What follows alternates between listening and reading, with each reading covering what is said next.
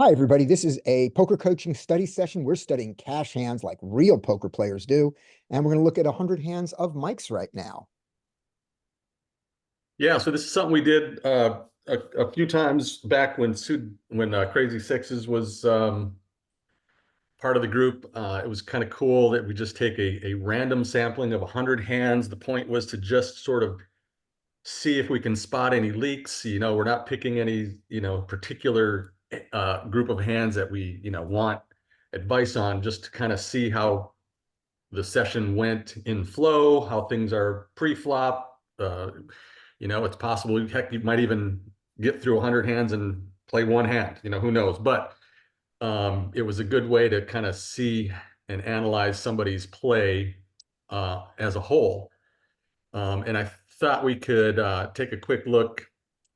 Somebody in chat, give me a random number between 1 and 10. The first number that shows up, I'll choose that number. So 7. So I'll grab the 7th session down here. 1, 2, 3, 4, 5, 6, 7. We'll take this session as sort of a random. So there's only 95 hands, but that should be fine. And then we'll just kind of run through and analyze. You guys stop me. We'll do this. Let's make sure it's in chronological order. So this was played on the 14th at 10 p.m. on Ignition, 50 NL. Oh, crap. I was in that game. Yeah, we really? I don't know. And so what I'll do is just roll through kind of quickly on hands that don't need any kind of knowledge. But if you see something, you stop me. Use your chat, use your audio, and stop. So here we go. So I'll One just question, Mike. start rolling through this. One question, Mike. On this, just in the same amount of time, do you want to Yeah. put all the hands face up? We won't discuss what the other ones do, but we'll see it. And if something really out of line comes, we'll learn that at the same time. Or do you want to keep No, it? I think we should keep hands Yeah. hidden Yeah, until we see something we want to see. you got it. Because That that works. way, I think we could get stuck. We might get stuck on a lot of different hands, Sounds good. and it might take a long time to get through 100 that way. You got it. But yeah, if we do see something unusual, we can always stop. And these hands are available to us if we want to see the whole cards. Right. So this one should be pretty easy. We are not calling here, right? Okay, fold. So again, if we get to a spot and you see that I fold and I move on to the next hand, speak up and say, hey, whoa, go back to that hand. That one looks like we should, defend or make a different play, whatever the case might be. And don't be afraid to make a mistake. I'm probably going to make a shit ton of mistakes, and that's why we do this. I want to be able to, we want to be able to analyze and spot errors that we're making. Okay, next hand. Sounds good. Okay, should be a pretty easy fold here. Love it. And I'm going to say my opinion. You stop me if you think it's wrong. Okay. All right, we might get a VPIP here. Okay, here we go. Okay, that one was easy. Raise and fold, raise and take it. Queen 9 cut off. Fold. I love it. Good. Okay, our first action here. Consider 4.5. 4 seems fine. 4.5 is my default. I sized down because of the broken stack, I think. We had a 40 big blind stack. Good choice. Any Although reason not to? One thing though, the other people behind you don't all have it, so maybe we need to think about that. Not a big deal. Yeah. It's good against his size, but does it set you up badly against P8? The others are all small, so it seems like P8 and P6. Yeah, I think it's table dependent. Yeah, great though. Z fold King 9. Mhm. So notice how we'll just kind of go quickly through the hands that don't, so we don't need to spend too much time and we can get through 100 hands. And if 100 hands isn't enough, like I said, if this happens to be a session where we don't really play much or have any close decisions, Oh, here we go. All right.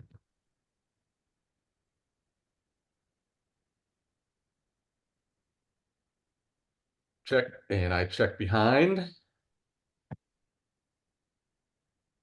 What percentage of the time are you going to bet that on the flop With this hand, with this exact hand? Yeah. Is this a zero for you? probably. I probably am just not really doing much on the flop Okay. with that exact hand. Maybe if I have a spade, I might start doing something, I think. Or if there were more back doors, like maybe 8, 6, 8, 5, 10 or something. Okay. That's Then my, you have direct equity. Yeah. On an 8-5. yeah. Yeah. Okay, now that's a pot size bet, by the way, that 190 for some reason. I think it's ignition. Poker Tracker takes the rake out on the bet, but that's a pot size bet. Yeah. Poker Tracker doesn't show the rake being taken out that ignition has, is what it is.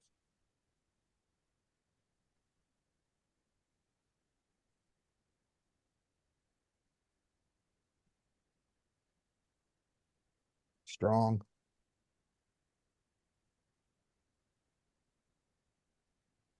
Gonna No, 10 work. jack. Yeah. All right. Okay. Any issues there? That's obviously a very polarizing sort of situation. Is that spew? That's I have a tendency, I would say, if I were to self critique, my leaks come in the form of getting spewy, getting aggressive in situations that may not be appropriate for it, or maybe river stationy tendencies with me. I'm not certain about that. But anyway, is this one of those spew spots? I have an opinion on this one. Okay. Which is the bet on the river bet. It doesn't matter in this hand, but in deciding whether to make that river bet, since you're not going to be bluffing it all the time, having a spade would be really nice. It'd be very nice to block him from having spades on this. I don't care what the spade is, not a winning spade, but just make that part of your decision. If you get here with a spade, you can bluff it. If you don't, because that takes out one more thing that he will call with. The next thing I would just think about is, does the story make sense? If you have an ace, are you checking the ace back? If you have a 10, do you check the flop with a 10? If you check the flop with a 10, this is a great bluff. If not, it makes it easier for him to call. Now, in this particular case, you're never getting a fold. So those are the only two things about the bluff. Yep, I agree. Having a spade blocker would be good. And I think also having a blocker to a 10, like say a jack or a 9. Oh, yeah. That'd be, Um, that'd be great. Yeah, you want to block value and unblock auto folds. Yeah, this would be a great bluff with Jack 9 or 9-8 with one spade. That'd Yeah. be a great bluff. I mean, it is blind versus blind, which allows a certain some room for going a little crazy. So I don't mind it. I think in this particular configuration, I don't mind it. Blind versus blind, where it's a limp pot too, right? yeah, limp He and limped a pot. pretty strong hand. He was kind of mergy, trappy. Um, and then he was definitely, arguably, he was trapping on flop as well. Um, I think that it's okay to go a little crazy in this configuration on a limp pot. I mean, I think if you played this hand 100 times, it's going to be profitable if you played it this way. Yeah, okay. Yeah, I thought after seeing this, and again, this is maybe a week ago, 2 weeks ago or something like that. So I don't remember the player. I know he started with a short stack, so we're kind of putting him in a the fishier side bucket So without much knowledge other than that, and a limp up from the small blind. So yeah.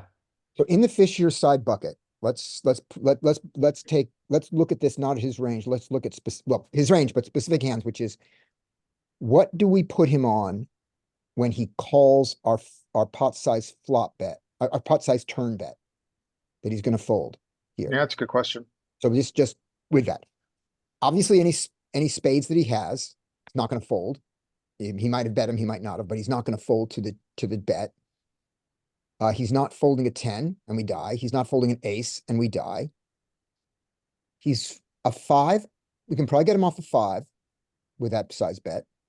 And sixes and below. Yeah, and if he did this with a pocket pair, which seems unlikely. So with that in mind, with that very small range, because he doesn't have a straight draw on the lower end. He doesn't have deuce 4, deuce 3, 3, 4, probably. And if he does, he hit the deuce or the straight. So I guess we're trying to bluff him off a 5, a king queen, a king jack, and a queen jack, right? That's it.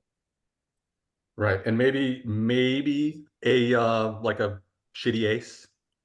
Yeah, like a shitty ace. Okay. So looking at it that way, I'm starting to be a little less happy about the bluff. And because this, how much of his king jack, queen jack, uh, king jack, queen jack, and king queen does he open limp? Not a lot, right? Yeah. Yep. Okay.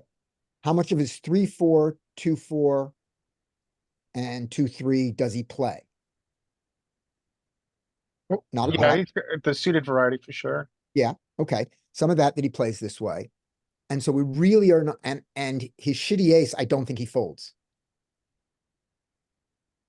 He might, but not a great profit way to make a living by trying to get people to fold aces when there's an Yep. ace.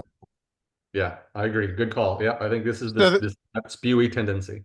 So the Yeah. question then becomes, I mean, I think you have a very good point that, we're filtering this range with a pot size bet on turn. Yeah. Even though it's still in pot. Then the question becomes, what's the ideal river card to bluff? And yeah, you're right, it's not this.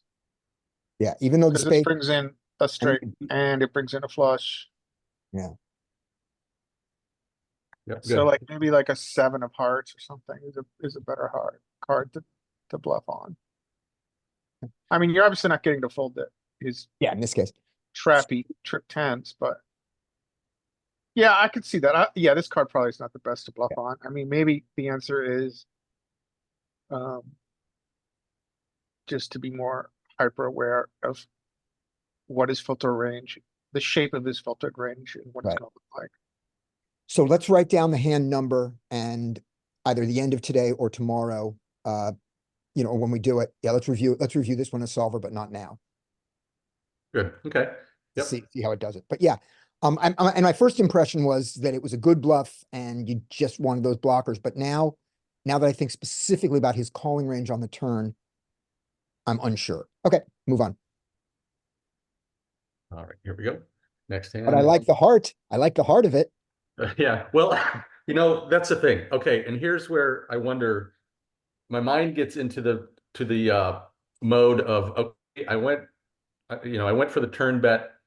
Now I have to, in order to win the pot, I Mhm. have to bluff, right? There's no way I'm showing that hand down and winning. So my mind goes, well, let's go for it, or just give up and know you're going to lose. So my mind went, let's go for it. So maybe one question to ask is, two questions I ask in that situation is, one, my blocking value and am I unblocking auto folds? And two, what is the shape of this filtered range? Right? Because you could struck there a 2-street bluff with the pot size bet on turn. So the two questions are, does my combo unblock auto folds? Does it block value? And two, what is the shape of this filtered range after I pot sized on turn? Yep.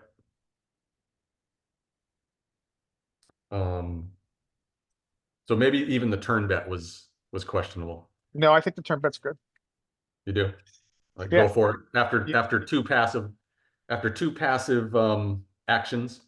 Yeah, I mean, obviously there's gonna be chops there at some, I mean, sorry, traps there at some frequency, but I think it's good. Okay, I this don't know one how you should be. got in this hand. All right, there we go. That's easy.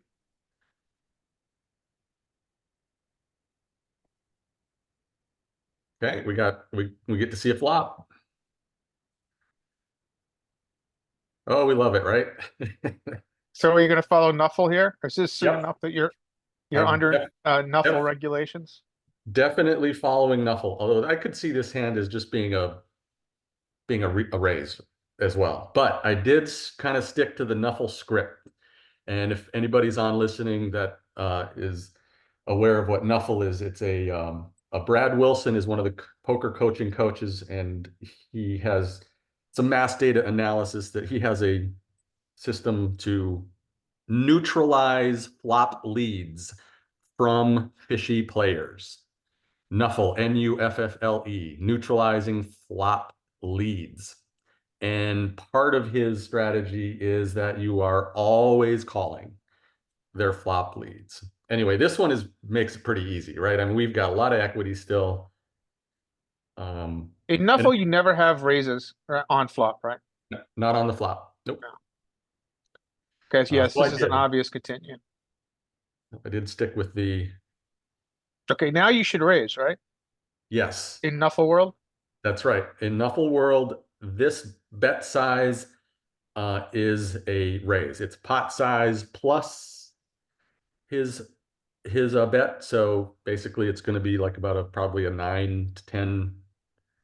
Yeah. And Nuffle! we got You Nuffle. Nuffled the donker.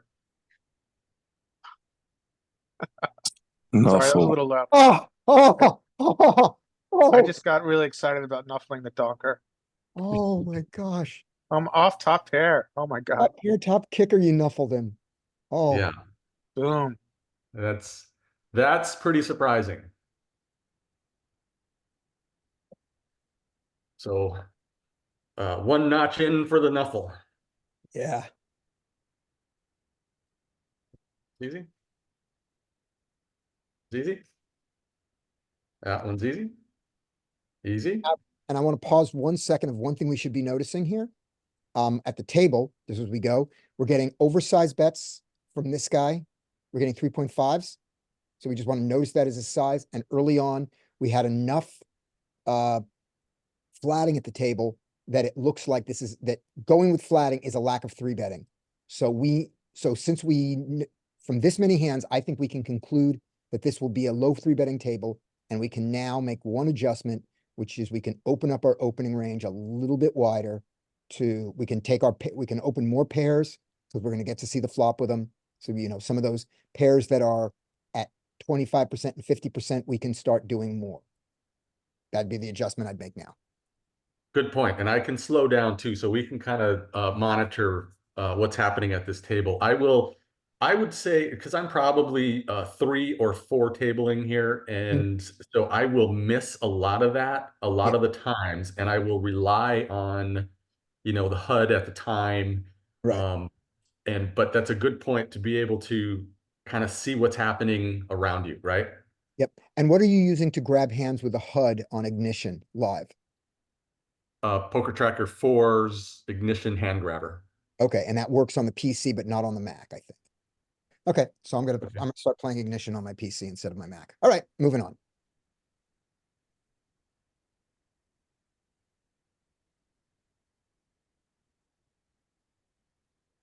Okay, so far so easy. So far easiness. King 8 off. That King 8 is a raise. It is not 100% raise if you don't want it to Yeah. be. King 9 is the 100% line there, and King 7 also exists as at a low frequency. I like the King 8.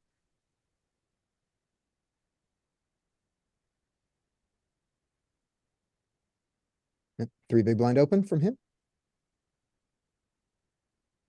Limp on the button.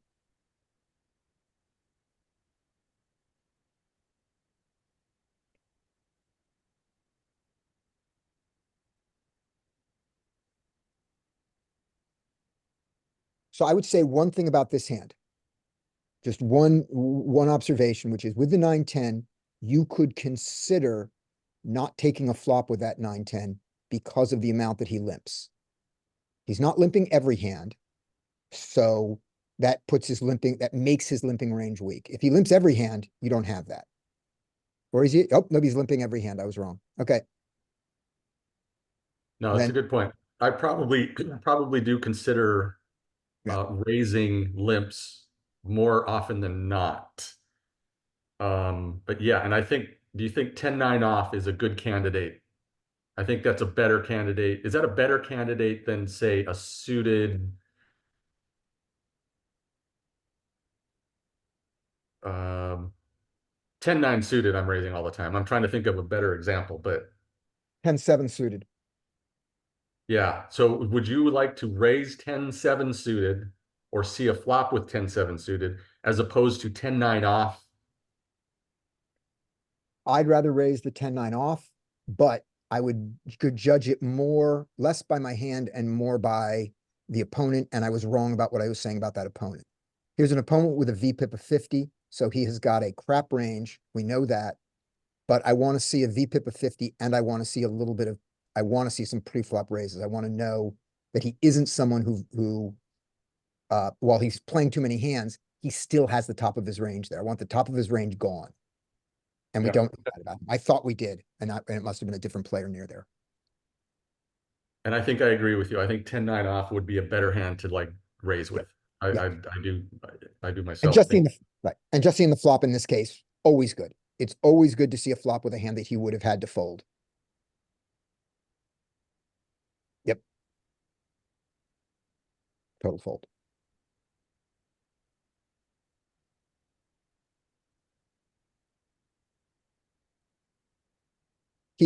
Our friend 3-bet, but he left now.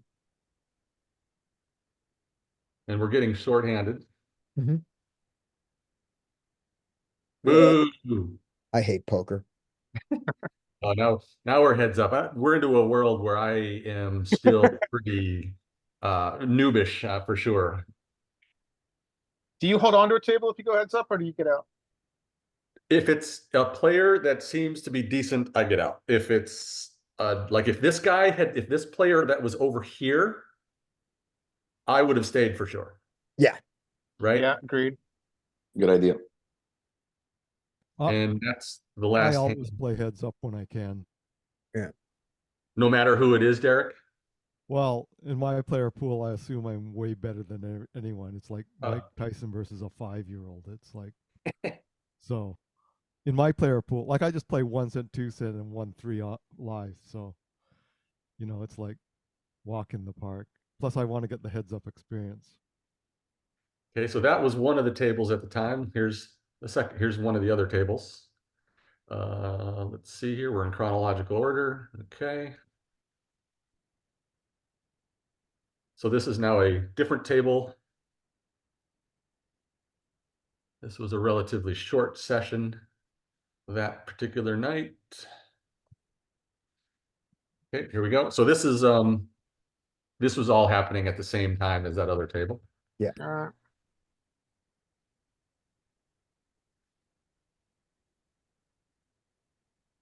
Right. Already, I don't want to open up my opening range to include smaller pairs at this table, just from 2 hands.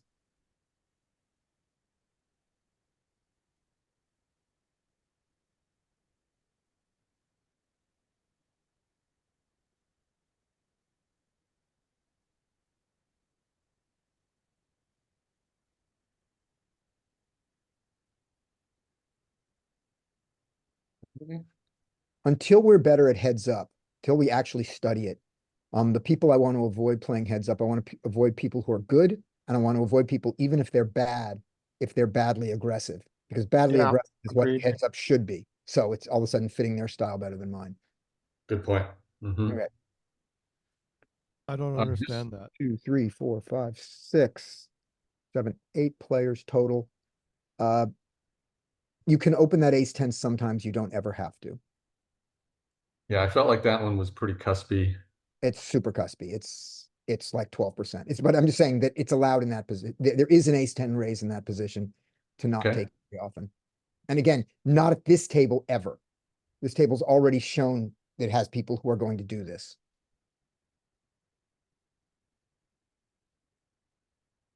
Why would you avoid bad aggressives heads up? Because the aggressive style pre-flop is correct heads up, and so their major mistake is no longer a mistake. And because we're both going to be missing the flop all the time, and until I'm good at heads up, which I'm not, I don't think my just basic poker work that I put in is going to give me enough of an edge against someone who's playing pretty close to right instinctively because they're aggressive. That's why. Well, then Naked they're not aggression bad. can be very profitable heads up. Well, then they're not bad. No, I said someone who's too aggressive in a full ring, you know, who I look at and I go, I know how to beat this guy in a full ring. I don't know how to beat heads up. Hmm. That's why. Okay, that makes sense now that you explained it. I just didn't Yeah. understand what you're talking Yeah, about. that's what I meant. Okay. Yeah.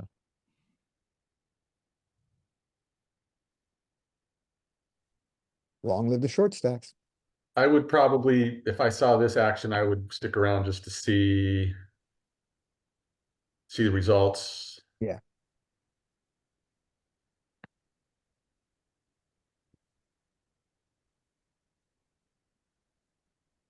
This table is so different than the other table. Yeah, right. Wow. Yeah. And I have not, has anybody picked up on who specifically it is? Is it specifically P9 who's doing it? Or is it just the table? Being aggressive. Yeah, is he the only one three betting? No, there's been a couple of this guy has been. Okay. I noticed this guy in particular. You noticed him. I noticed some limpers going on. I noticed Yeah. a lot of limping over here. Yeah. And I saw raises and I saw people raising the limp in that. I didn't track who it was, but in that P6, P7, P8 area of the table, I saw a lot of raising of the limpers. So that's just a thing to notice as we go.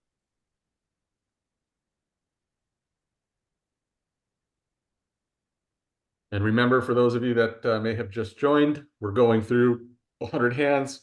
We go through, and if you see something as I go through, like if you see me fold and you think, whoa, that's, I would do something different here. Speak up, put it in chat, and we'll talk. We'll talk about it.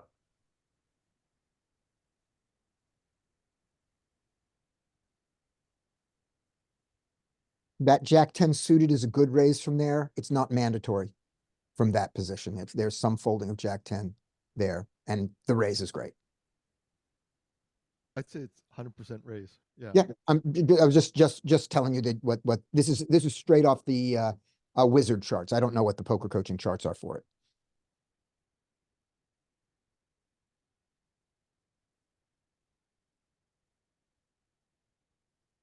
Yeah.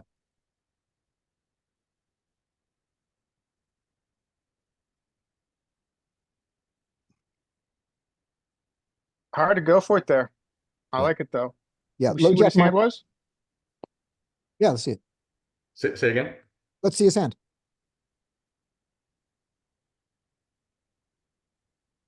That's a very interesting hand to call. He I shouldn't would have have bet the turn. Well, Derek, what hand is he most likely to call after our half pot raise, half top bet? I thought like draws, Well, marginal made hands. top pair too, right? Yeah, top pair's the nuts, basically. And so top pair just, so when the turn comes in eight, obviously we now have a hand he's never folding. And it also reduces our frequency of having top pair, which we shouldn't have at a very high frequency from this early position. So I think the eight's a very bad card to continue to bluff on. So then we bet we bet the river Um, after he checks. Is that the thought? I like this bet. I don't do it enough, but I like it. I like it. Yeah, Derek, I think after he checks the river, I feel like I've got sort of free reign at it. Okay. If I have aces here, I feel like I probably might play it the same way, like an overpair, right? We raise, we get called. We have a pretty innocuous flop. It's not great for an early position and better for the big blind, but we have the overpair advantage. They have the sets, probably not too many two pairs.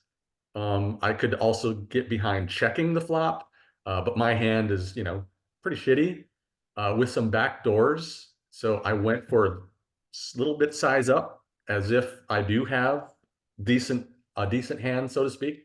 Like if I have aces, I might check back aces here and bet kings and queens and jacks at a little bit higher frequency. Certainly And, not. and when I get called and then the 8 comes, like Larry was saying, that's kind of a bad card for our entire range Mhm. and a great card for their range. So I think I would be checking back my overpairs. And then when he checks the river, now I feel like I've just kind of got, a license to just take it. Well, the only thing I'm worried about is him calling with ace high. Right. Yeah, and when you check back on the flop your overpairs, does it matter to you that you have a spade or not? He didn't check back on the flop. No, no, if you did. Oh, If I he did, yeah, I think there is something that matters there. If I had the spade, I probably would be more likely to continuation bet, but I still might consider checking. Was he in the big blind or was he with no small blind in the hand, or was he in the small blind? He was in the big blind, and there was no small blind. Okay, that's how that happened. So the only other thing about this hand is a very specific tables thing, which is this Jack 10 suited is about a quarter, is about 25% in GTO wizard from that position. It's 100% from the low jack. It's like 75% from the from low jack -1. Okay. At this table, I would take a moment to think about whether I wanted to open the Jack 10. My first thought would be no, because of the 3-betting I've seen. And my second thought would be all the 3-betting I've seen has been from that arc at the end of the table. One of the guys just folded. The other guy's already, and one of the guys just left. He's one of the 3-betters. The other guy is booked for me, and I don't remember seeing it from P6 and P8, and then I would have opened it. But that would have been my thought process. That this is a mixed percentage, and I don't want to be opening mixed percentages at a table that 3-bets a lot, but maybe this table isn't 3-betting a lot right now. And then I'd go on. Are you not happy to call a 3-bet there with the Jack 10? Yep, but I'm happier not to. And let me see if I should do it. I don't know the answer to that. So the answer is yes, I would call a 3-bet, but now let's see. If you do 3-bet from here, if you do open here, let's get 3-bet in position. You get 3-bet in position. If I get 3-bet by the big blind, I'm calling 100%. Right. If you get 3-bet by the button, you're calling. And if you get 3-bet by a blind, you are still you fold a little bit from the blinds. Because they're 3-betting bigger. So the answer is, yeah, I'm going to call him, but I'm not happy to call him. I prefer not to be in the hand. So if I expect to get 3-bet and I've got a hand that opens 25% of the time, I'm not going to open it. So that's the process. And we move on. Yeah, which is why you want to open at a later position, so you reduce the chance of being put in those spots. Yep. And it's why you want to have a sense of what's going on at the table. The other table, I would have opened that 10 Jack 100% of the time. No question. Okay.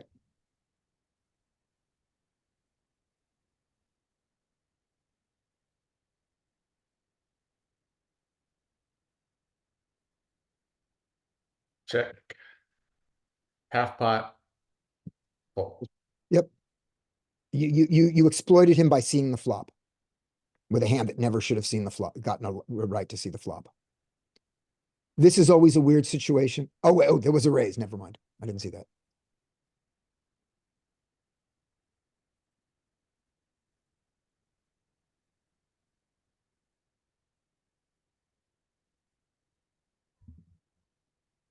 And now we've seen the 3-bet from P2.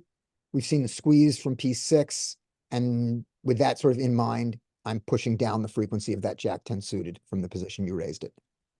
You opened it.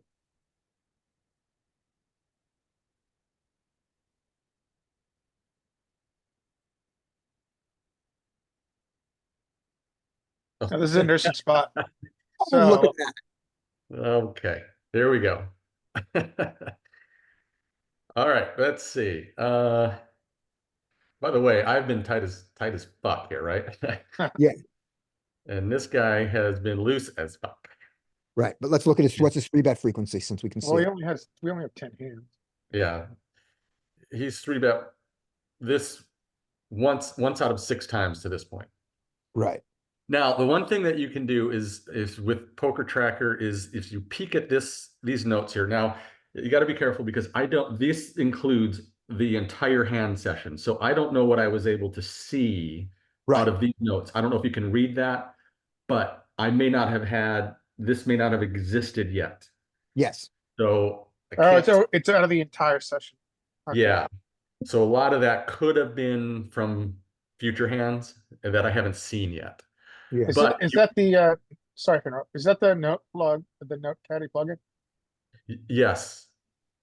Yep. And it's pretty neat. It does, give some information.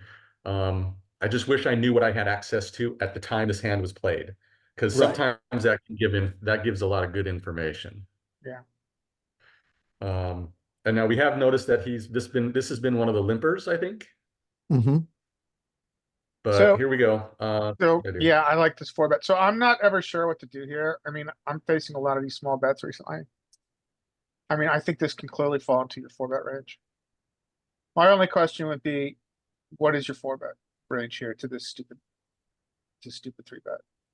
Is it what we would expect from a 4-bet range? Like, or is it expanded? Or is it, the same as what we would have if you 3-bet a normal range? For me, I think when I see this, I'm gonna pretty much stick to more linear, and I'm not really gonna go polar. Like I Okay. don't think I'm gonna 4-bet ace-5 suited, Oh, ace, king would 10 ace-5. suited.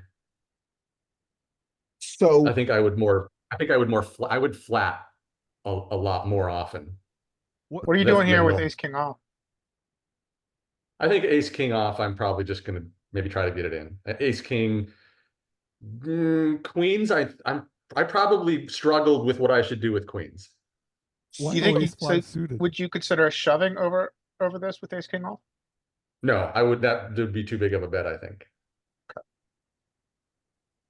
All right, I'm just curious. So you're very linear. So the top 4 super hands, right? And queens. So queens plus ace king, and that's pretty much the end of your 4-bet range. Yeah, and Skate asked flatting with jacks here. I would say yes, I would flat with jacks here, I think 100% of the time. Okay. Yeah, I don't think we really need to have a balanced 4-betting range against this weird situation. I would throw ace-5 suited in here. Just because it's fun. But Yeah. other than that, I like ace-5 suited here. when he just calls there, I'm ecstatic. Yeah. Yeah, I Because agree. because the only thing that I was thinking about with that tiny raise is that a 3-bet mistake, literally, a misclick, Yep. or That- is he being overly cute with aces? Yeah, and I think this is kind of coming back to me because of that 4-bet, because like I said, I think if I remember right, I was kind of torn on whether I should 4-bet or flat, and I did this flop, this pre-flop min could have been a misclick. It could have been he meant to, I don't know. If you just hit the return key, this is what you get. Yeah. Yep, that is the bare minimum raise, that if you just clicked on the raise button, or like you said, a keyboard shortcut that said raise, that's what you're getting. Yeah. So I did kind of put that the tendency of it being a misclick made me kind of throw my queens into a 4-bet, which who knows, maybe we should be 4-betting queens all the time and not consider flatting. I don't know. Here, okay, so that was the one thing I was going to think about, which is, just so you know, against a normal 4-bet size, a bet of 12 of his, where you are going to respond polar, queens is in the calling part of that range. Yeah. From the Yep. low. Queens has only a sliver of 4-bets. So Yep. so the instinct is queens then call. If you say I don't want to go polar against this, I specifically want to go linear, then it's probably the case that the cuspy stuff that's in the top of the calling range becomes a raise and all the bluffs go away. That's what linear is. So that probably pushes the queens into the linear, that the queens are probably in the linear range, but not in the polar range. So, yeah, queens are the linear range. That was a So long way to question say. about sizing here. Are you now, is this hand good enough to try to get in over 3 streets? What's your motivation now? The former. I think I'm trying to get it in. Okay, all right. So this, I don't know if you have to go this big. I think it's fine. I wonder if it folds out too much of his range that you want to stick around. Like, tens are like maybe like a 6-7. I guess 6-7's always sticking around, but maybe like a 10 jack with 2 back doors. I mean, I just feel like I feel like this sizing is too filtered for the equity of your hand. What is 3E here? It's half, I think. It's 50%. Okay, so we bet half. It's gonna go to 50. The pot will be 54. It's around 3-1, I think. No, it's less than that. Because look, if we bet half, we end up with, the pot goes to 54. Oh, yeah, you're right. Yeah, can you Just- go back one step? you're right, Mike, it's let's just make sure we got the SPR right. The SPR is around a little bit less than, well, it's about 3x, right? Yeah. I mean, it's about, sorry, 3-1. Yeah, 3-1. I think it's about half, 45%. Okay. I don't know. I haven't memorized that chart, but that makes sense. Okay, sounds good. Okay, so you go big. You go Yep, 230. and to that point, I think I'm kind of in exploit mode at this point. Okay, Seeing these numbers, I don't know what I had available here. The misclick, or maybe it's a mergey, like he just wants to raise his jacks and tens and not, or whatever, like that sort of thing. So I think I probably, that is a big size. I normally probably wouldn't go, certainly not on a board that, has locked up equity. I think that large size was more of an exploit to get tens, jacks, nines, sevens, whatever kind of weird stuff he had.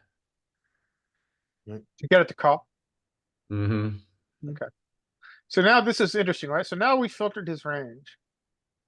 I mean, he could just be a station with his jacks and tens here, which, I think probably they should call it at a certain frequency. Yeah. So this is the day of repeat top card. I don't worry about that 8.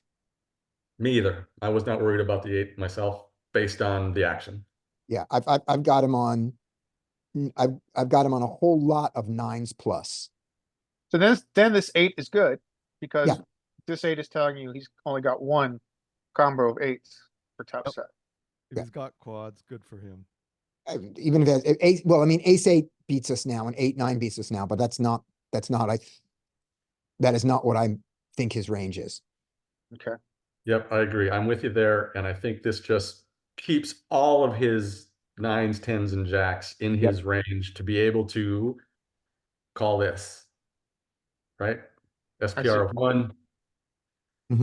And so, yeah, so your size was 2E. Yep. Okay. And I think he's got a pair 9s to aces, and we're gonna find out which one. Yeah, what's the over under, or what's your thoughts? I don't remember the result. I'd say Am I winning? Am I losing? you're gonna win.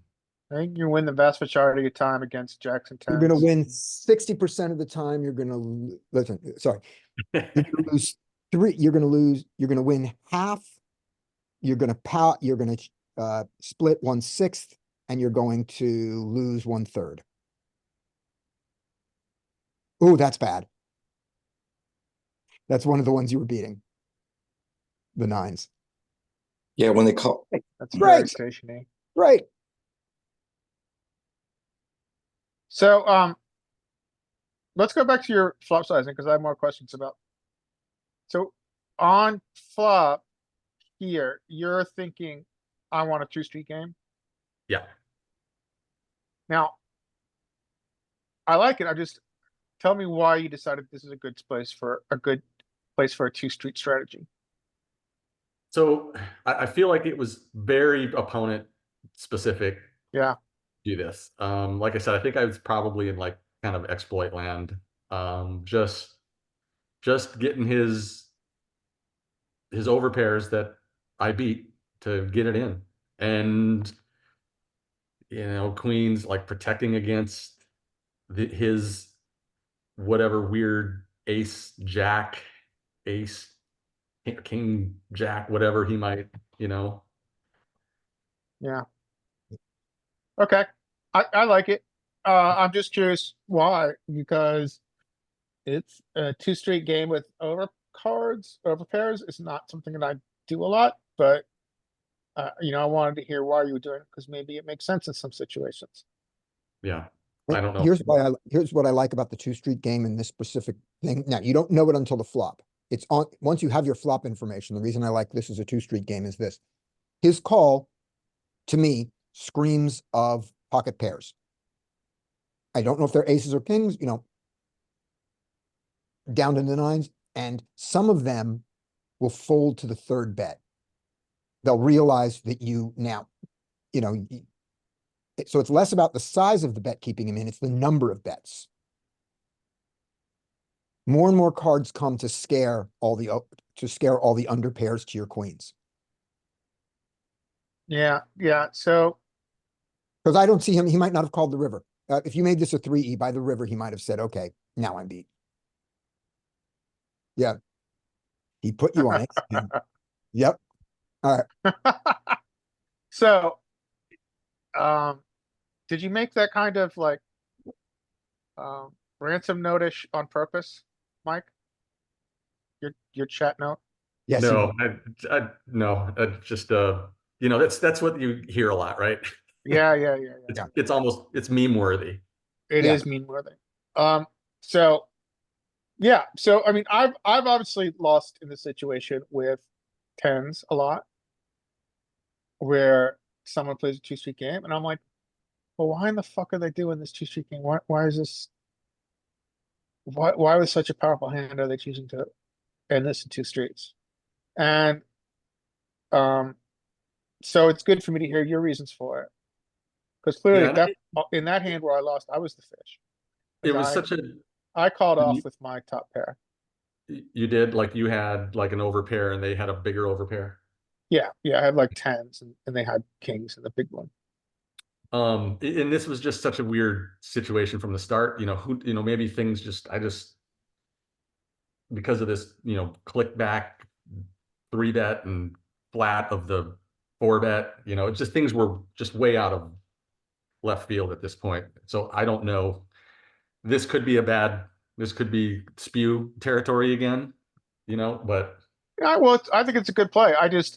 And I'm not criticizing it. I'm just curious because it's not a play I use, and it's a play I've seen used, and I'm trying to understand the strategy behind it. And what you said has made perfect sense. and we And see a lot of 3-bet pots that in position, or is it out of position, where you get this low board. Now, granted, this is connected, so this particular board may not fall into this category of we 3-bet, or where would it be? Where we would have a 75% continuation bet on a low board. Yeah. Is it button big blind? I can't remember the situation, but I've seen it a lot, so I'm sure that was also playing in to a heuristic of that I've seen. Also, let's think about what the human is doing here. So the human that is P6 is calling with his gutter, right? And then maybe allowing himself on turn to rationalize the turn call because he's still got a gutter and he put you on ace king, right? So Yep. maybe it's better to get it in here because he still has the additional outs of the gutter. Right. And that allowed him to rationalize a call. And if you waited till the river, that particular river, the diamonds come in, bad for him, Yeah, it would have gone away. right? One of the, what is it? Is it jack of diamonds? What's the diamond? 9 of diamonds. 9 of diamonds. So the diamonds come in, bad for him. You've gone 3 streets. Are you really doing that with ace king? And so he may fold. If you turn this into a 3-street game, you may not get the last of it. We talked about that. Yeah, I one like second. this 2-street play. I don't use it and I'm really, I'm gonna try it. I'm happy to hear about why you're doing it and how you construct the 2-street game here. And I So would, how- I would be, how does I would that- warn you that, again, this was weird, this, an unusual thing, like, because of this pre-flop action, this could have been, maybe this is not what I do on a standard 3-bet or, whatever, but, Yeah, yeah. so the action created kind of a weird SPR for the aggressor.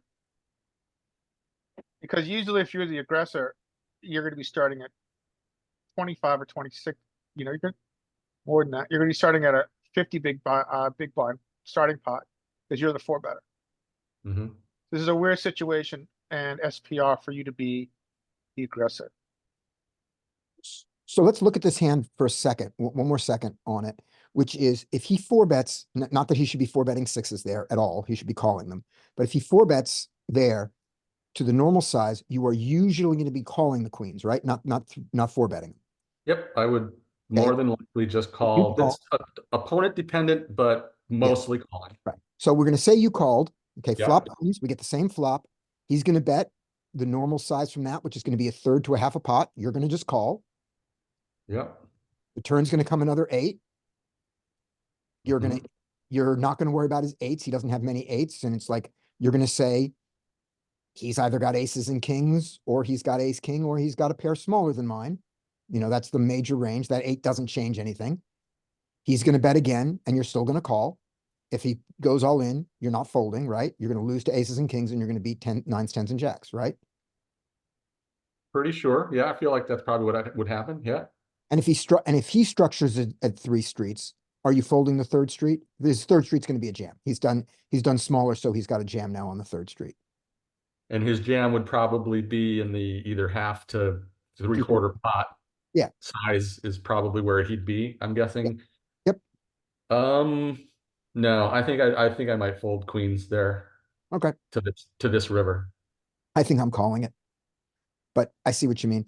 And then the last thing I want to say is that if it wasn't a misclick, the decision to 4-bet 6s to a small size is nonsensical. It has it has tons of downside, and I have to stretch so far to get to an upside for it. His play? Yeah. Yeah, his play is Yeah, not I mean, profitable.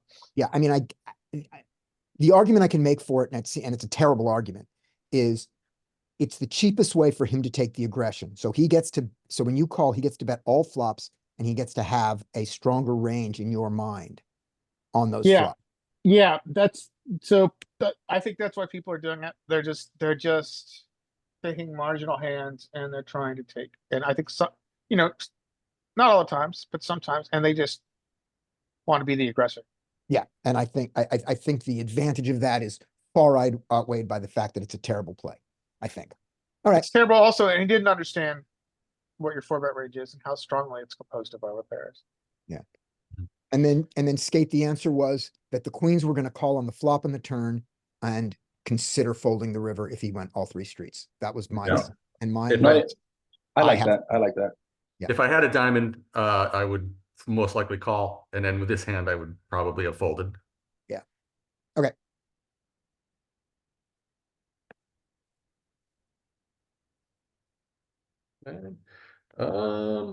No. So it's a little too low. Yeah. Yep. King 5, I would probably like roll for it. King Half 5 is, time. if you care about the craziness of it, there's a sliver of King 4 in, oh, hold on, you're there. No, there's no King 4 there. There's a sliver of King 4 in the 9th seat, in the under the gun seat, and none in the pre and the tree, none in the next 2. Yeah. Just if you care about that level of subtlety, but it's definitely a fold from there. Confirm that I did that right. Interesting spot. This is always Mhm. weird. There's not a sliver of king four there. Where did I get that from? Oh, because I've got the filter on. Notice the stack size, Oh, yeah. which begs the question that might influence my ISO size, right? I like your ISO size. I mean, you're right. It's like he's almost doesn't exist, but I think this is still a good ISO size out of position. I mean, I'm much prefer to not playing tens out of position is tough in an ISO pot. So I like it. I like the size. But this guy's a short stack. He's not the only one. Yeah, but our initial. Oh, there's limper the is initial full guy. stack. Oh, right. Sorry. Against the double. 3, 4, 4.5, 5.5. Yep, it's theoretically perfect. It works. Great. Because I could theoretically, let's say P5 calls, and then the button now jams the rest of his stack in, then I can now re-raise. Yes. And that's really good. Yeah. So I feel like Yeah, that's you're always putting it in. Yeah, just jam it. Right. Let's play some bingo. He could not have played the hand worse. There isn't a way to play that hand worse than he played it. I mean, you could jam all in and then rip up your cards. That would be worse.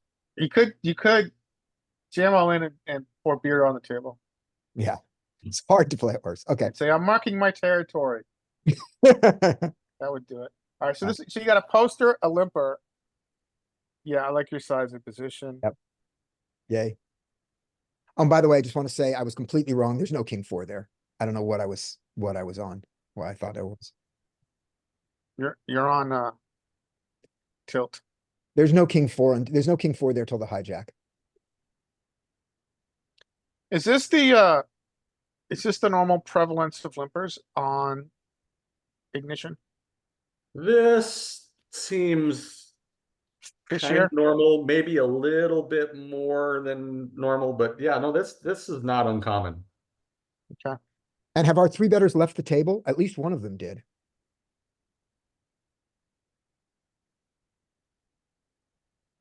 I'm just wondering if I wasn't watching close enough to see if either of those guys are new. No, I think they're still here. Yep. These guys, it was these two, I think, right? Okay, going on. Right.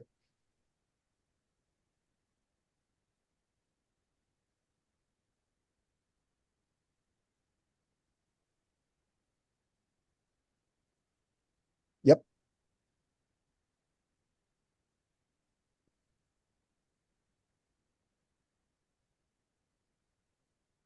Okay, easy decisions. And that's the last hand at that table. Okay, then here's the third table of that session. This is going to end well. Spoiler alert.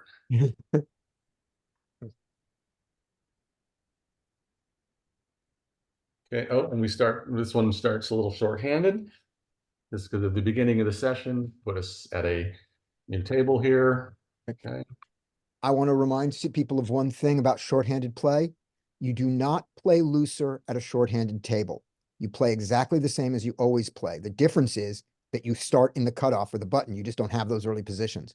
But you don't open up your button range more because it's a short table. You don't open up your big blind range against the raises from the button. You just play up against the button range. And the exception to that is if you believe the button is playing more hands because they believe it's a short-handed table and you're leveling yourself, then yes, you can open more, then you can play more hands. But if you do that, you shouldn't be calling more of them. You should be raising more of them. That's what I think. Prove me wrong. Still on the three better fold diet. Yeah, yep, a lot of three betting.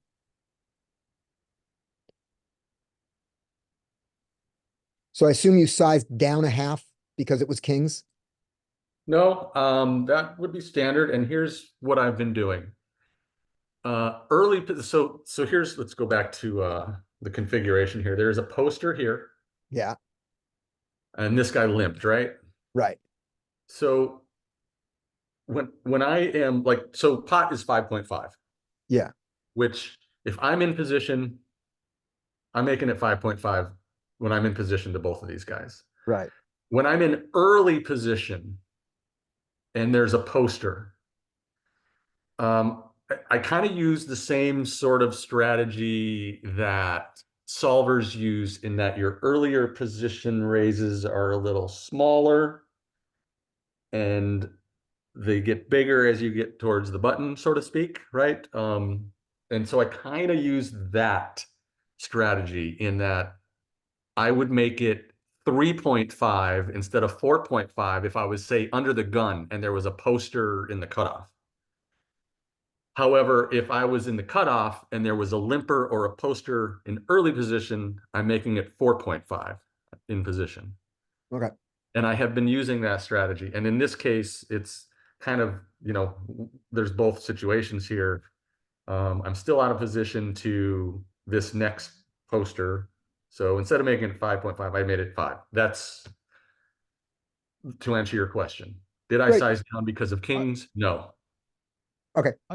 I've been told the opposite, that you should raise more out of position than in position, like earlier, like No, many, no, many years ago. And then I see the solvers are doing the opposite of that. So no, Derek, you were told to raise more out of position than in position, right? The size, yeah, the solver does that too. We were all in favor of that. Your three bets and your ISOs from out of position are bigger. What Mike was talking about is that when he is in early position against a poster, he's going to let the fact that his early position range is so much tighter than his later position raise that he doesn't need to raise as big. He doesn't need to ISO as large. So it's a different positional concept, but it's always the fact that when out of position, your ISOs and your raises and your three bets and your four bets are all bigger. That's solver approved, and that's Derek approved, and that's coach approved. so if you're in position and there's people posting, or then it's kind of the opposite. No, not the opposite. So you're rarely in position against a post because posts tend to come later in the sequence, but you are sometimes. You can ignore that in general, and Mike is putting in a subtlety of that where he is in absolute position on the table makes a half a big blind or a one big blind difference in his ISO size. Okay. Yeah. Okay. Thanks for explaining that. Yeah. That wasn't apparent. But it's always so here he's in position against the limper, out of position against the poster. The poster, there's no reason to think his range is anything. So he's sizing more for how he responds to the first limper, which is that he's in middle position. So he goes 5.5 instead of 4 he goes a half. I've said too many words. Move on. Why am I talking for you, Mike? All right. You have the ability to talk for yourself. This is always an interesting spot where you get someone to flat behind your ISO. Yeah. Right. Yeah, we're going 4 away to the flop here, fellas, with a bunch of short stacks, All right. broken stacks. So so UTG limped, right? Yep. Then we have the poster, then you ISO, and then we have a flatter of your ISO on the button. Yeah. So here we go. Here's the hand from the start. Limper, we ISO.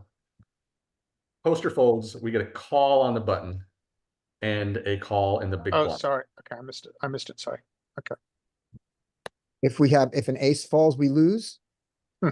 If it doesn't, Yeah. we either win or lose a lot of money. Now it's just gotten easy. I think. Yeah, against 4 people, yeah, I checked. Sure. Yeah. And tens are just I feel like tens are just like part of every limper's, like just every 10. Like they just have all the tens. Yeah, agreed. This Sadly, is you like, have this, two it couldn't clubs. be a worse flop. Yeah. Yep, I like, yep. Well, it could be. It couldn't have any clubs in it. No, the clubs are bad because the clubs are gonna cost us money. To the boat. Oh, guess what? We looked at this in one of our sessions. This was a hand I think I brought because I think I I was folded here. probably voting for a call here. Yeah. I mean, Yeah, you're that was getting, the consensus. getting direct odds, even though it's a paired board. Yep, Yeah. that was the discussion we had, that pretty much everybody agreed that we should call there. Right, and it's because you have this out also. Yeah, I remember this hand. Yeah. Mhm. Can we see what they held again? Oh, yeah, you will. Oh, yeah. We needed every bit of it and we got it. Yep. Yep, I Okay. remember that hand. Let's purge that from our memory. Okay, easy decision. That'll cause poker PTSD. Yes. Oh, that was a lovely thing though on that last hand. Let's just put their cards up to see what this what this ridiculous bet is. And then Yeah. we don't need to play the hand out. I just want to see what he did it with. Okay. That queen six doesn't like chips. That's a good way of putting it. Yeah. Okay. 8 chips. It's suited. Okay, yeah, so I would open this early. I mean, yesterday we got to another conversation about the value of sets. I chose to mostly decline the conversation, but maybe you get to fold this because a number of the stacks behind are small. So you know, 2 of these, 3 of these, you're not going to have the implied odds maybe. So maybe this is a fine fold. I take this back. This is a fine fold. Yeah. And remember, this is the table where we've seen some 3-betting. Yeah. And we don't want to be widening our opening range. For those of you who care about GTO Wizard, this is a 18% open in GTO Wizard. There. And I'm not saying that from memory. I looked it up. So 18% of the time you bet 2.5 here and the rest you fold. Is that what you're saying? Yep. That's what GTO Wizard does with this. And if you care, I do it 25% of the time. Hmm. Scotty, I've been adopting a little bit of your strategy here. If I have a spade, I will, that's when I'm going to raise it. And then I also consider the table. Like this early, considering this table, I think is why I folded it. But I like I would, this table.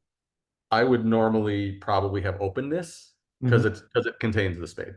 Yeah. So you're folding it because of the 3-bet frequency, because of the broken stacks? Yes. Yeah. Okay. Yep.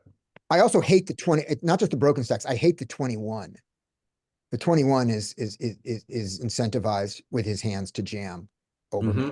He's at a perfect jam size. Yeah. But does he know Now, that? he's not, no, he doesn't know that clearly because he just limped and he played the queen 5 suited. He knows nothing. Yeah. Well, he might know how to fix cars.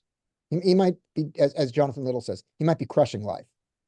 So I haven't heard that in a while. so I'm really thinking that I should leave my set mining small pairs religion aside. I think it totally depends on stack depth and if your pool is going to stack off with top pair. Yeah. And more important, well, maybe not more important than that, and their 3-betting frequency. If you limp or open or call or however the action is that gets you in the pot, and you get to see the flop with your pocket pairs all the time, almost all the time, they're almost all profitable. Joey may disagree with this. I believe that's what Jonathan said. Yeah, maybe to me, number one would be maybe stack depth and then 3-betting frequency from your opponent, But, because even if they do 3-bet, you can still call. Yeah, but the real cost risk is to be in a pot with a pocket pair and not see the flop. Okay. So So as long as you're getting to see the flop all the time, loose, limpy game, then I can play twos and crap like that. there's a risk to it, and Joey doesn't love it, but uh it's not very wrong if it's wrong. And it's So the one way to look at it maybe is that in solver, it mixes, right? Yeah. We know in solver, in perfect play, it's uh marginally profitable, and that's why it mixes. However, how is it against imperfect play? Well, if they are playing imperfectly in the way we're describing, which is overvaluing top pair, not three betting enough, and they are stacking off with 200 big blinds with top pair, then it is profitable.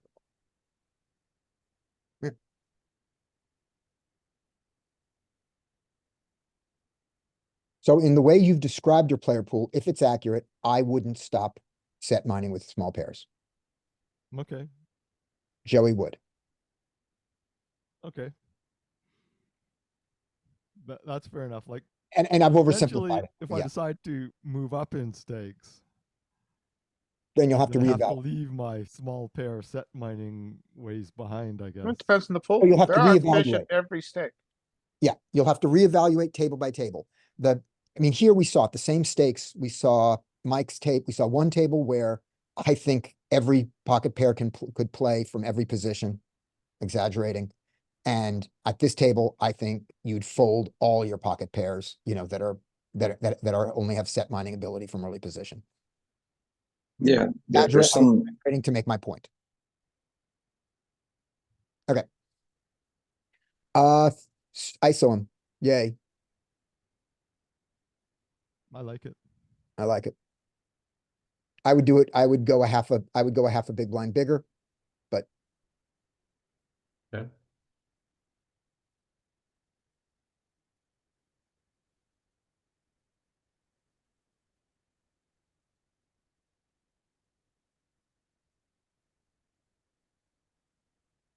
I am unsure of the bet.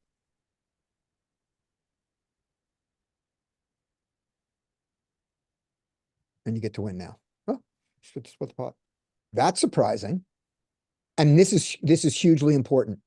This was our guy. If we go look at his stats now, I'm going to bet that his stats are going to be huge VPIP, no PFR. He's limping his entire playable range, so he's not the guy who I want to do things like three betting from the 10-9 offsuit in the big blind when he limps it, because he still has these hands. Yeah, people who limp their entire range are, you have to be aware of it, because Yeah. they can get dangerous. Yeah. And we thought that he might be doing this back, oh no, was it the same guy? Or am I thinking of a different table? I don't even know if it's the same guy, but but he's just demonstrated himself to be that guy. Okay. So this right here, I kind I of, like I would not do this to everybody. I probably would fold a lot of the times. I don't know if I'd be playing ace nine in the small blind I wouldn't ISO everybody. Is everybody on this call ISOing this 100% of the time to a single limper in middle position? No. to a single limper who has a PFR of 56. Yes. Yeah, I mean, again, my Not ISO, PFR, a VPIP. yeah, and I'm kind of, that's what I'm kind of trying to figure out here. Is I did ISO this particular player. But ace nine is not one that I'm going to ISO all the time. Yeah. And when you don't ISO it, I think you fold it. I think Right. Those garbage you just aces fold are the in best there, hand a too. lot there. Ace 10, 100%. ISO. Ace Yeah, nine suited, agreed. ace nine suited, 100%. Yeah. Yeah. Every suited ace? Ace six, ace seven? Maybe not ace deuce. How about That's what I'm thinking. How about the bizarre ace six, ace seven block? Ace five, ace four, yes. Maybe ace deuce. Yeah, maybe. yeah. Yeah, I think I would go ace five, ace four. Okay. Or I good. mean ace six and ace seven. I think I would. Okay. Sounds good. Okay, easy decisions. Easy decisions. Easy. Yeah, these limper, this is a table that is considerably limp happy, more so than normal. And that guy there just ISO'd up to 3. There was a limper and he ISO'd to 3 instead of even, he didn't even go bigger.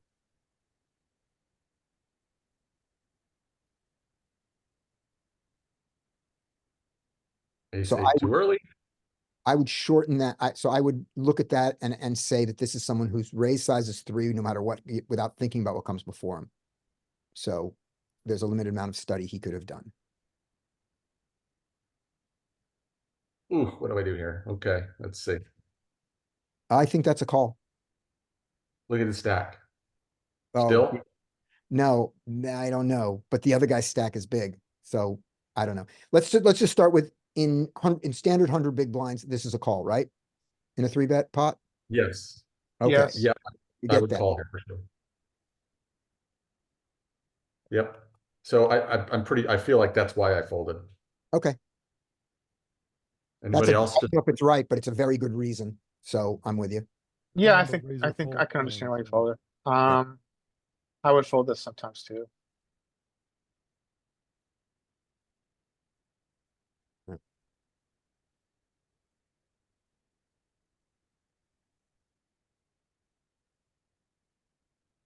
And again, stop me if you see something. Yep. Okay, easy decisions, right? So Mhm. far.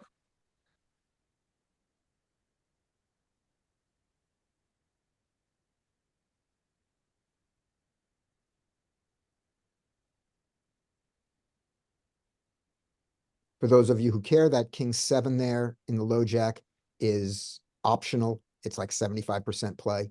So you can play it 100% of the time if you want, but the king 6 and the king 8 are 100%. So it's right in there. Oh, that's right. That's that goofy. It's a goofy thing. It's the king 5, king 7 goofiness in the low jack. But there's no reason to learn it. I'm just saying if somebody looked at that and said, "Oh, I don't know if I'd play king 7 there," it's like, yeah, it has some folds, but it's a majority raise.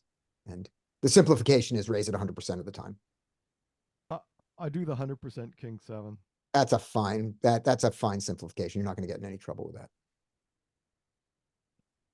How about your queen jack off fold there to cut off 3x? Let's see. Nobody said anything. I think it's a good fold. Tight. Yeah. Yeah, I think it is. I can't Here. 4-bet it, 3-bet it, so I'm folding. Versus I mean, 2.5, it's not obvious, but I think it never folds against 2.5. I think it mixes, and I hate this hand anyway, so I fold. And it's a I 3x. No, It it makes never sense. folds against 2.5. It mixes raises and calls. The queen Uh, 10 mixes folds. So you push up to 3. I'm gonna Oh, I look see your point. may, I'm may, gonna may, look at the pre-flop. maybe you could start. Maybe you could start incorporating some calls, like when the offsuit is connected, you could call some more versus capped, I guess. Well, we're Oh, talking yeah. about queen jack specifically. Okay. NL5, there we Mm. go. Up only. Now. Oh, and I give Yeah. Unsuited broadways. I mean, I'm not folding very many of them. That's for sure. This felt when I see this now, it feels tight to me. Like that's why I was a little surprised It's nobody on the else kind tight of said. side, but I think it's okay. I don't know. Okay. I mean, Just so you know, I just looked it up in the 3 big solver with its different assumptions. This is still a pure play. As a matter of fact, what he does is when he 3-bets it, when he goes to 3 big blinds, this may not be the reason, but you see it there. It's almost a pure raise. you're looking at 3 big blind RFI. 3 big blind RFI, GTO wizard, pre-flop only, Can you share your 6-handed, screen real quick? and L50. Yeah, I'll show it. Yeah, let me share the screen. Just so we can get a visual on the entire range. Here we go. Share. Let me Okay, make that so big. 3 You big know, blind open, you need to see this. There we 3 go. big blind open, cutoff open. Interesting. There it is. And at 2.5, what Wow. this is there's more calling and the queen 10 gets to play more and has a little bit of calling, a little bit of raising. I'm surprised the Jack 10 is not in there. Oh, no, Jack I 10 thought is it, not even I at thought it would be 2.5. Not even at Yeah, 2.5. can you, before you go with that, can you show EV a little bit real quick? Yeah, let's So, do because that. I think this hand is three betting because it's really cuspy. Cuspy. Yeah, so it's negative, whatever you do, but it wants to play it. No, it's not negative. It's positive 0.03. Maybe I'm misreading. Can you go back on queen jack suited, please? I was Oh, misreading. jam it. Oh, Okay. suit, you mean offsuit, right? Yeah, Yeah, that one. right. Yeah, no, it's positive. The only negative EV is to jam. Okay. All right. Thank you. And I think we don't want to jam it. Now, so look at this and understand that these two charts that we're going to compare, we're going to go to the 2.5 version of it in the pre-flop only, which has different assumptions. And you'll see a little bit less three betting. What's the And- 0.17 mean? Larry? 0.17 in the lower. Yeah, Larry, corner? answer what the EV says. Yeah. So that's, so expected value is one of the many metrics that we use within the solver. Expected value is a arithmetic, formula that actually comes from finance originally. It's the expected value of this hand in chips, in big blinds, if we were to play this hand a bazillion times. If we play this hand a bazillion times, we win 0.17 big blinds. And Okay. you compare that to aces real quick, right? So let's go to aces. Can you click on aces real quick? Yep. The aces are going to win 12 big blinds per 100 if you play this aces with a three bet a bazillion times. No, is that per no, 100, no, Larry? no, no, Or no. is that 12.97 big blinds expected value in this one hand? It's one hand, not 12 big blinds Times, per 100. It's It's a 1,200 big blinds. 1,200 big blinds Right. per 100. Yes, Oh, yeah. You're Right. right. and the reason that's important here, We've got to multiply it. Thank you. Eric, when you see that 0.17, you go, well, that's not that much. That's 17 big blinds per 100. The difference between playing this correctly and playing this, between Folding it. calling it or folding it. That's how good a Okay. hand this is. 17 big blinds per 100 if both players play perfectly and play the ranges that GTO Wizard expects. Okay. So, So if there's this is real money. so I'm seeing like 0.2, 0.02, you're still, that's still 20 big blinds. 0.02, no, 0.02 is two big blinds. It's two big blinds. 0.2 is 20. So deuces are good. You don't want to fold deuces here. However, let's look at a really marginal hand. Do we have any? Queen Eh, 6 suited. Queen 6 suited. Thank you. Queen 6 suited. If you don't raise the Queen 6 suited here, if you don't find this play, that's two big blinds per 100 if you play perfectly that you're throwing away. But this is 17. This is worth learning. Okay. All right. Now, so we block queens and jacks. I guess that's part of the reason why we want to choose this offsuit combo. Yeah. Okay. and it mixes in with a range that he can't defend against. He can't just go wild because while this range is polarized. Remember, if we get 4-bet here, we fold. This is a bluff. Yeah. These are not bluffs. When you raise, when you raise, it's a bluff. Tell me if this is true. When you're raising, it's a bluff. When you're calling because you're still ahead of a cutoff range. Like you still have a range that is decent against the cutoff's raising range. Yeah, Yeah. that's winning what? Yeah. 17 big blinds. Yeah. And the way we know that is that the Queen 10, which is slightly worse, is okay to call. This Really? one's, I mean, this is indifferent whether you call or fold. Right. So if you fold I this all think the time, if you fold these all the time, so what? I think I would fold. I'm just curious to know if we could start incorporating this with hijack raise versus cutoff. I'm assuming it's only going to be cutoff. Hijack, it's going to get a little tighter.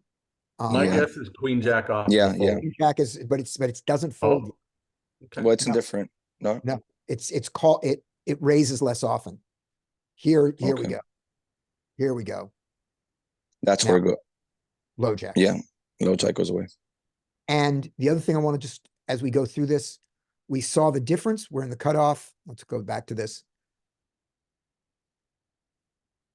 Cutoff, this is a mandatory defend and worth it and worth learning. And I say against population worth it. I don't think this is I not like a weird solvery thing. And against the 3 big blind open, we still do it. I don't think it gives us anything bigger than 3 big blinds, does it? Nope.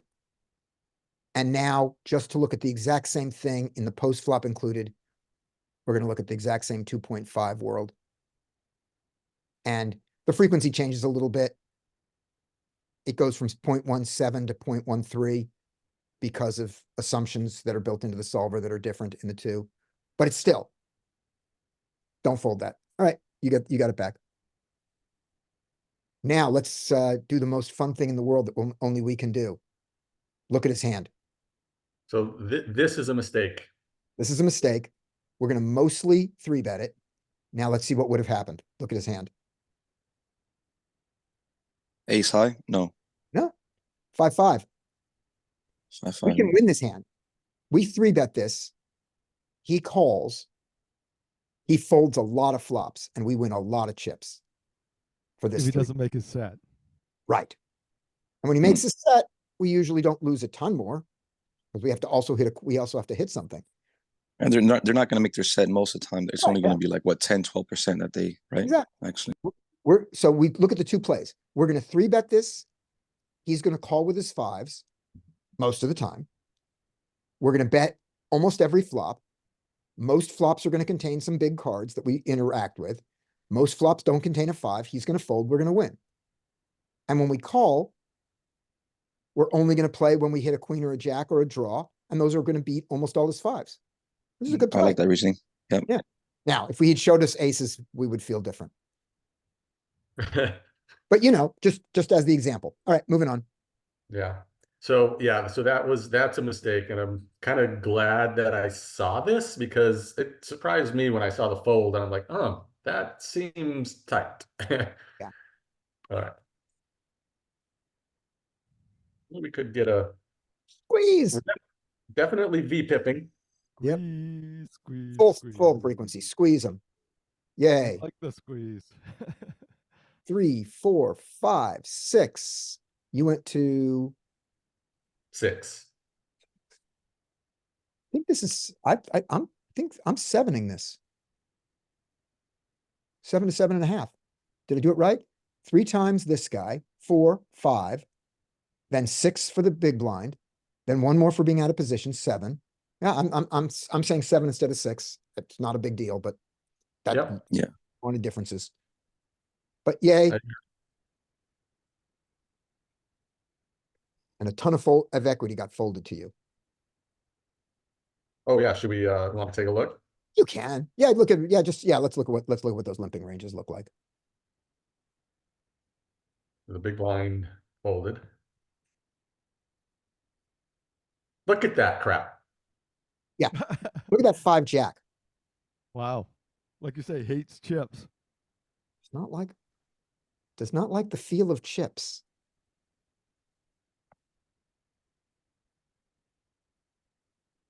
Okay, easy decisions. We like easy decisions. Yes. 100% fold. Yep, good. Okay.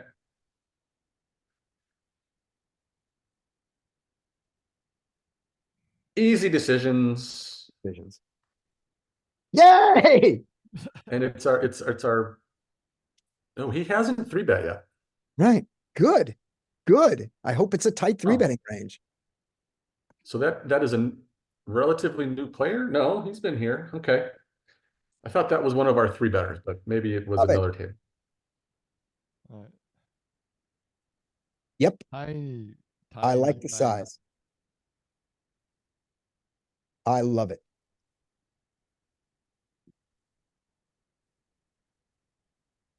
Okay.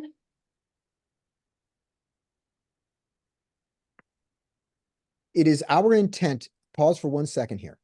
When this flop comes, it is our intent to stack off if so be it, right? Once the flop is at 49, at this SPR, we are not folding an overpair, right? Not on the flop. Nope. Yeah, if he check raises, I mean, he check raises all in, we just Yeah. call. The Yep. only time we would consider it is on the turn, and by then the pot's gonna be too big to fold anyway, but that's the only time we're considering it, right? Because turn raises are stronger. Yeah, I think it's that there's a lot of variables involved, but yeah.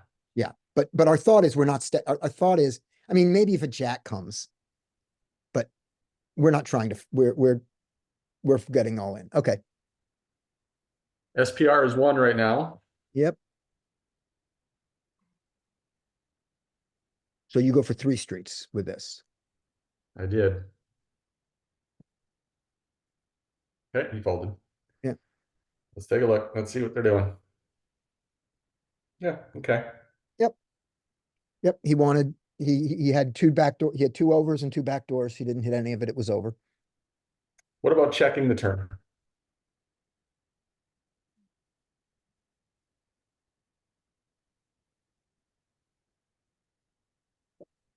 I think I do it more with the ace of hearts. SPR 1.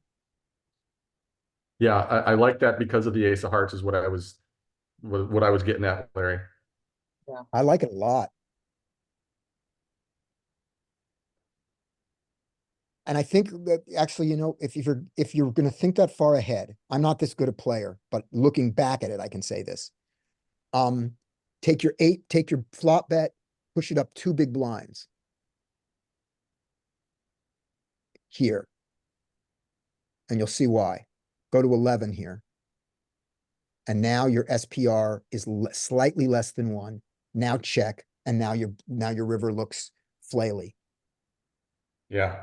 But make it be less than 1. Ideally, make it about 85. So just a little bit bigger on the flop if you're going to look that far ahead to play this line. Because there's no doubt that everything that calls 9.6 calls 11, right? Right. Right. Calls 12. Calls Anything 15. below 25% is the same number to him, right? So push that up a little bit and then play that game in this very, very specific thing. Yeah. Okay.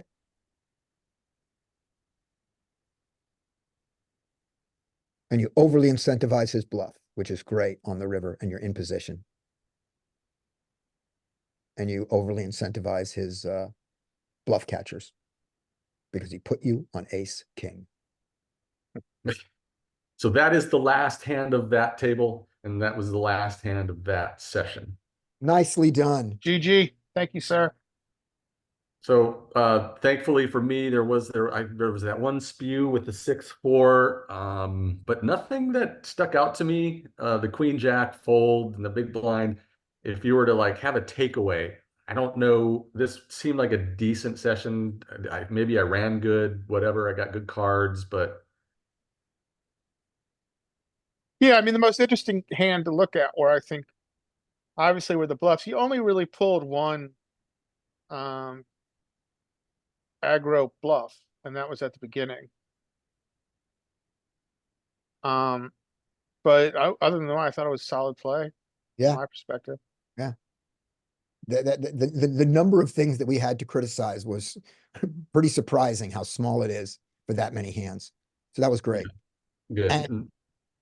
And here's one takeaway that I see from this, which is, so I don't advise anyone to do the insane thing that I'm doing with ranges, but I do advise everyone to be strongly familiar with every one of these ranges. And by strongly, I mean to know what are your pure raises and to know what are your mixes, to just know what is mixing, at least know that for every opening position, because this is going to happen to you. Every hand that you play, you're going to be facing this decision. This comes up all the time. So know this like your bones, so you can be thinking about other things. Then the next thing is know a fair amount about this situation. What is the big blind doing? against each single raise so that you know that queen jack, because this is going to come up all the time also. Those two. After that, you can decide how crazy you want to be, how much you want to know how vaguely you want to know them.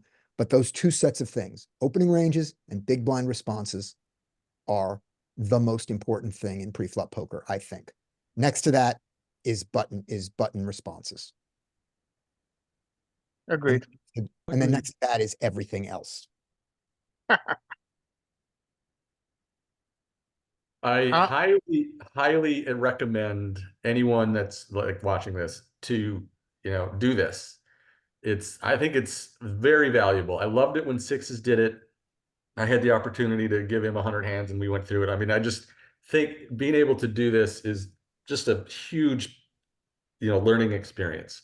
And like I did at the beginning, pick a random, set up 100 hands. Don't try to find, Yes.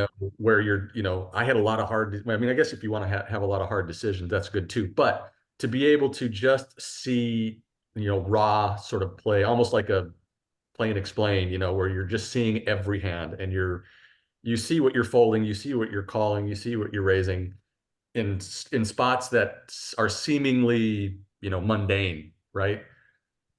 But And somebody else who wants to go next, open up your hand history, open up your Poker Tracker 4 or your Hold'em Manager. We have time to do another 100 hands? Yeah, we do. Yes. It's I've 11. Do I have the couple option of hands, showing but- you guys a couple hands from global? Because obviously we don't have a hand history from global. Okay. All right. So if you want to prep that, that's great. Did anybody have 100 hands they wanted to do? Just to see it was ready to do that today. We kind of warned it in advance. I'm going to go look at the chat and see if anybody said yes. I have a couple hands that are. I Okay, we can don't just do fully hand. Let's do understand. that. Let's do that. We'll do some marked hands, and then if anybody else wants to prep, be ready to do what Mike did next week on Tuesday. We'll do this exercise again. That'll be great. And while I you mean, I do have like 40 hands from a hand history, but okay, from let's do that. ACR, but I've got a couple hands on global. I'm curious what people think about. Let's do the marked hands, and if we have time, we'll go back to yours. And if not, we'll do your 40 next week. Sound Okay, good? that's fine. Now, before we get to the marked hands, I wanted to speechify for a second about learning about pre-flop ranges, which is this tool, the one that I've been learning, is available for free. This is GTO Wizard, and it has a lot of advanced features, but you can get all of this pre-flop information that I've been talking about is free at gtowizard.com. Also, if you are a poker coaching subscriber, and we hope that you are, we are all poker coaching subscribers. Well, most of us. And I think pokercoaching.com is a fabulous thing. And they have a tool that has many, many good features. And this is their pre-flop chart. If you use their pre-flop chart, here's the things you need to know about it. And you guys add anything that I'm missing. The 6 max is calculated with rake. The 8 max is calculated without rake. So that's the difference. It's not just that it's 8 players. There's no rake here. So there's going to be calling in the small blind that you don't get that you probably don't do in a raked game. There's going to be flatting of raises that are in position other than the button, I think. So for example, in the 8 max, under the gun +1 opens there. We're going to be versus a raise. We're going to be in hijack, and the raise is going to come from low jack, and you'll see there are a lot of calls. And these calls here are what we said to Derek, don't do this because you're playing in a raked game, this same situation, hero position, cutoff, action versus a raise, coming from the low jack, which is under the gun. No calls. The difference is not that there's 8 players. The difference is that that this is calculated with a rake. This is calculated without a rake. In GTO Wizard, you get to tell it what the rake is. They have, where are their options? Here we go. They have an NL50, which is free. That's the one I use. If you pay them money, you will get, for the 6-handed, you can get all these different rake structures. And there's probably a no rake version of something. I There don't is. know. That's a chippy V. Where is it sitting? Where does it live? I think it's in pre-flop only. Oh, okay.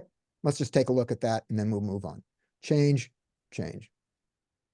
Pre-flop only. What are our rake options? Rake. Any CE Chippy neat. V. This is a Chippy V game.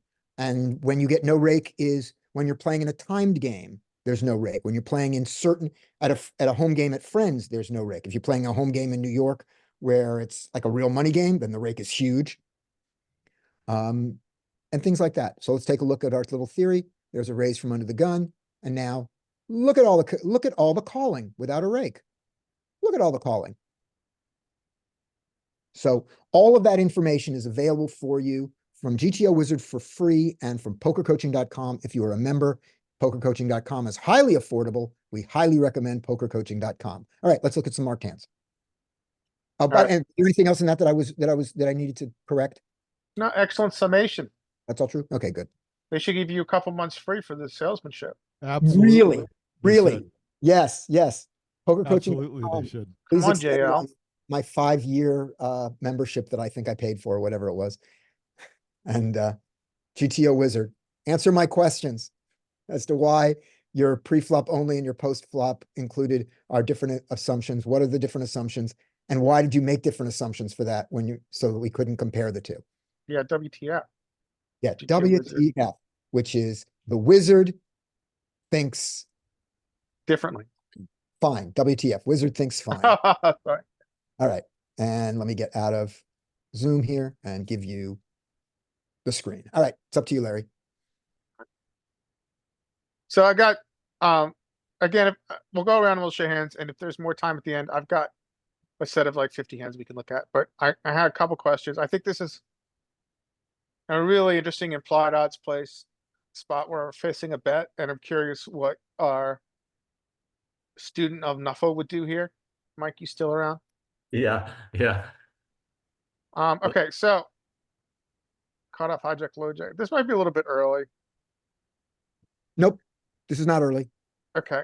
I mean, we're always opening some low jack, but I'm not sure in these front two places. What it 100%. is the ace three suited in the low jack -1 is 100%. In the low jack -2, it's 50%. And in the low jack -3, the under the gun 9-handed, then there it's mostly a fold. Okay. But you are low jack -1, that's 100%. All right, so we get called by this broken stack, right? So this guy's got 35 bigs, and he pots. What are you guys doing here? Hmm. Weird one. In the Sometimes Nuffle world, to Sometimes answer your question about the Nuffle world, Yeah.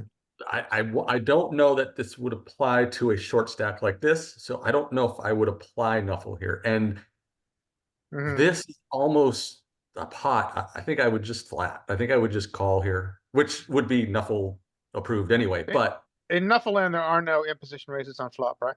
correct. And What do you here's- think, Scott? Here's why I would consider jamming here. Yeah, and Well, I I was would gonna always say that, consider- Scott, before you start, I wanted to add on to what I was saying, that I don't know if the Nuffle world applies here, because I would do what Scotty was saying. I would consider jamming myself, and that's not Nuffle approved. Yeah. And it's only because he's a short stack. And I'm not saying I would jam. I'm saying these are the thoughts that I would absolutely have now. And then we decide which is most important. I'm never folding. Yeah, folding is not a question. Folding is not an option, even to a pot size bet.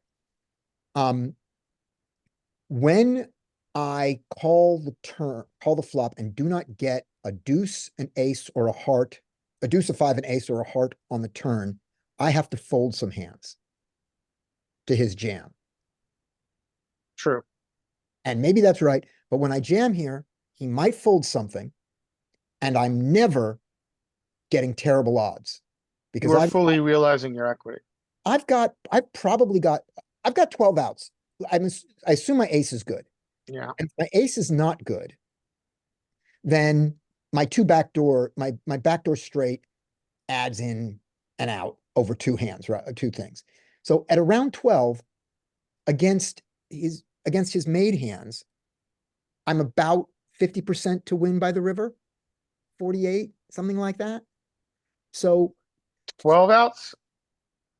Yeah, Yeah. around there. yeah, I've Need got about 3. 2% fold equity. You're Yeah. like 12 Probably outs is got. like 45%. Yeah, 12 outs. 12 outs is going to be, you know, I mean, we'll look against his exact hand, but I'm going to say that whatever his hand is, if we put this into poker cruncher, which we're going to do at the end, that I'm going to have at least 42%, and most of the time I'm going to have 50% plus against his specific hand. Yeah. Okay. So therefore it can't be bad. Sometimes he folds and I didn't have to get there. And it's only the 30 big blinds. I don't want to make that risk at 100 big blinds. Yeah. So that's why we consider doing it. The Okay. reason I wouldn't do it is it's a 5 big blind bet. He bet pot. Yeah. So, I mean, he's screaming, I have a king. Is it ace king? No. Therefore my aces are good. Sometimes he's going to have a worse flush draw, but mostly it's going to be a king. The worst hand for me to see here, other than of course sets, is ace 8. I don't want to see ace 8 or ace 4. Yeah, that's a good point. Those would be bad. Other than that, So I like the idea of a jam here. I think that's viable. Yep. I think you're right. I think we do have we are probably not a dog here. We're probably ahead. If you include our 3 aces as an out. Yeah. I chose not to. Okay. I call. See what develops. So it gets more interesting, right? So now we've got our odds are like, I think it's like 25% here. We've got 15 outs. No, I'm sorry, we got 12 outs. So we got like 25%.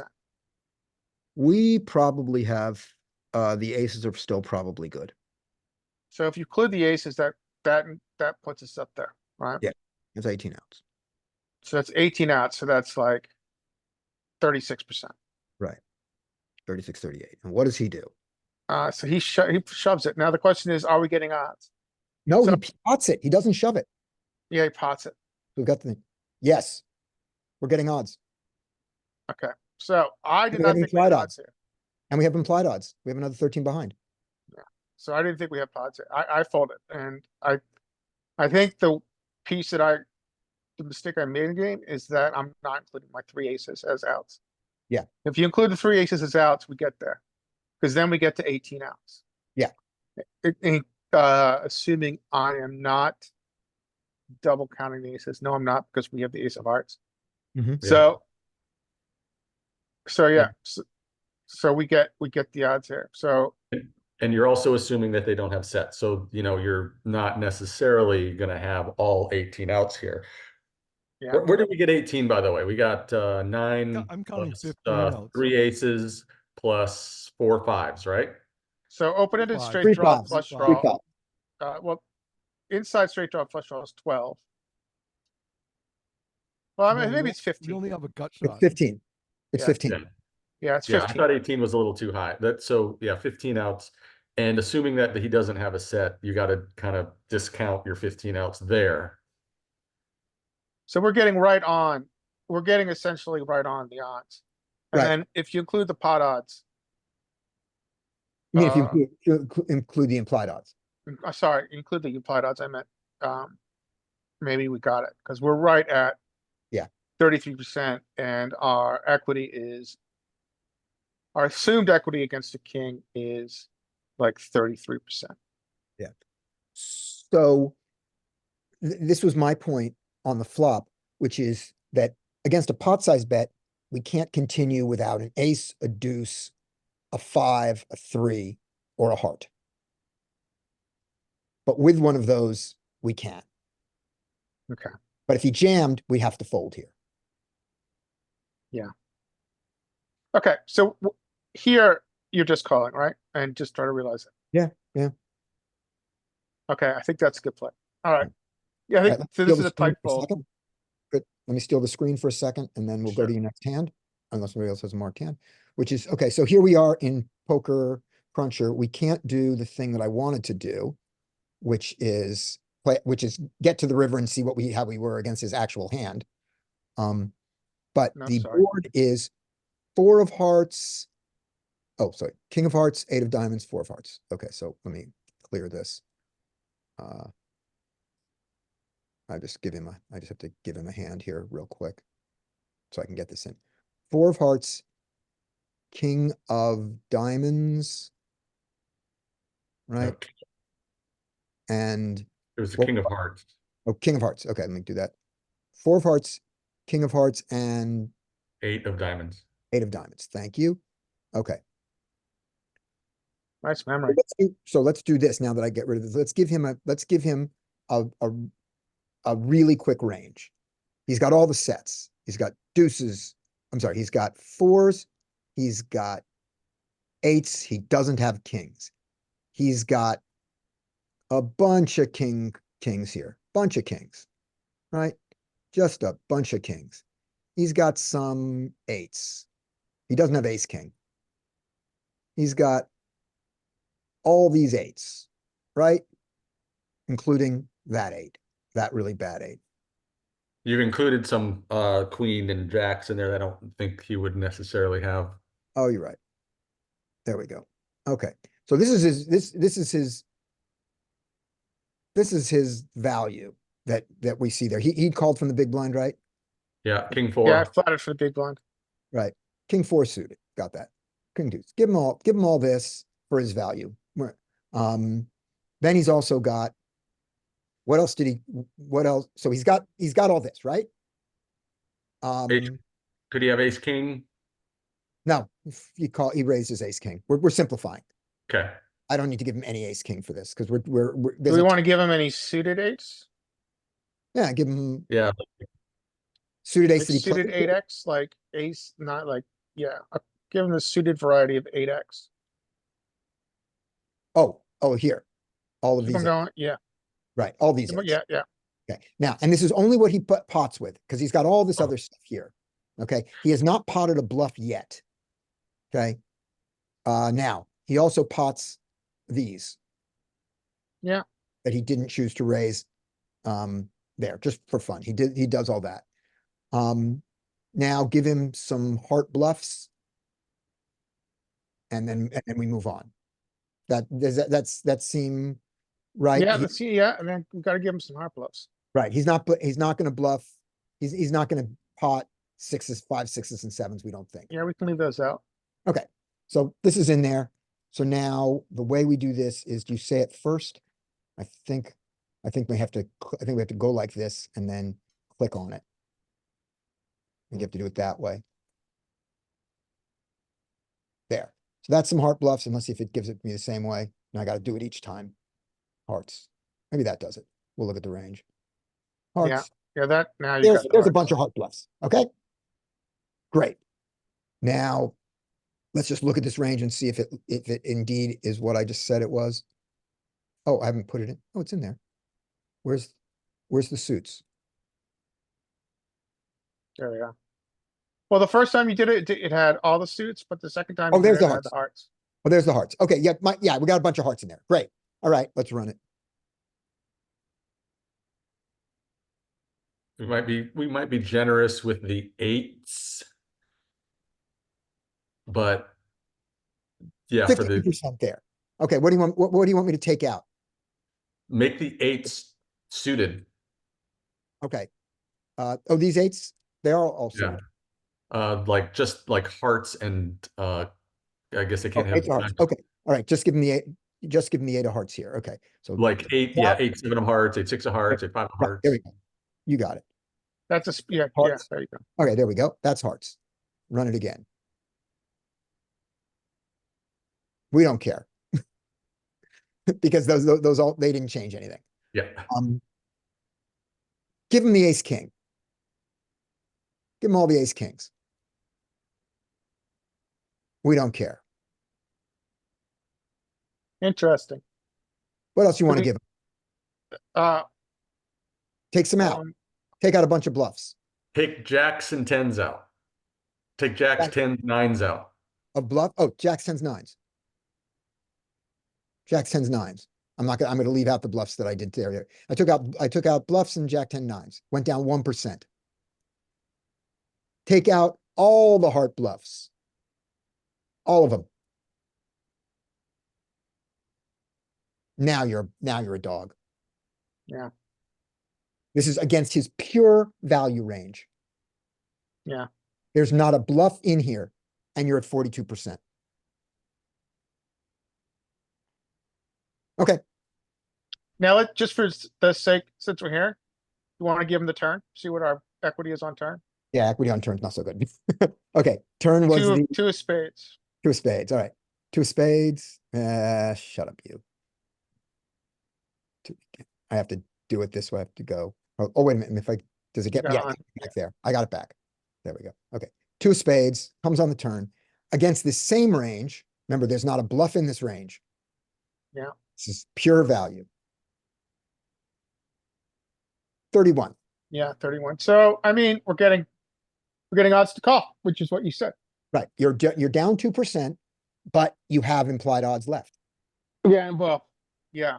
Yeah, I guess, well, our equity's we need better than 33, I guess, to have express odds. That's a good point. Right. We don't have it. We don't have it, but there's 16 more big blinds to win. We're in position, so we're going to get them. And this is against a pure value range. Okay. All right, cool. Okay. Does somebody else have a marked hand before we go to your next one? If so, we'll do it in that order. Otherwise, we will just go to I yours. have another hand. All right, you're up. Let me turn off the screen, grab it. Thanks Okay. for doing that, Scotty. Happy to.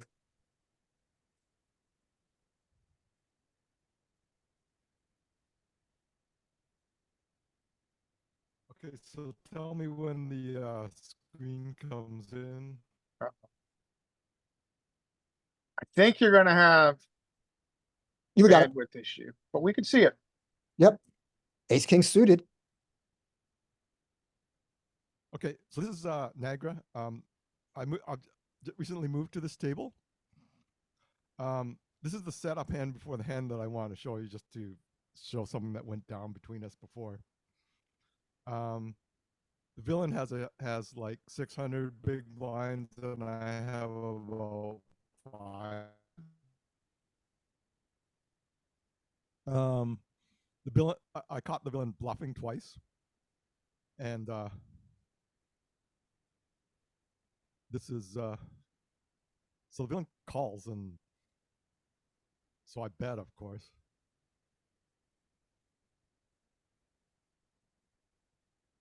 What a mess. So another villain 3 bets. No, So hold on, you I got the a, villain's- that's I a got the cold villain's 4-bet, right? confused.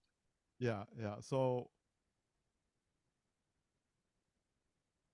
So you are, Do we So I make cold it four two- bet at 500 big blinds deep? no, No, no. 350 big blinds, 300 big blinds deep against them. Do we cold four? Not cold four, I'm sorry. Do we four bet? That's the right term. yes, I mean, we could put this in, but, I mean, you can see it at 200 big blinds, but he Hmm. certainly is gonna have a cold 4 range. Yeah. Are you asking if we cold 5 is what you're asking, right? That's what I mean, not cold five. Do we five bet his?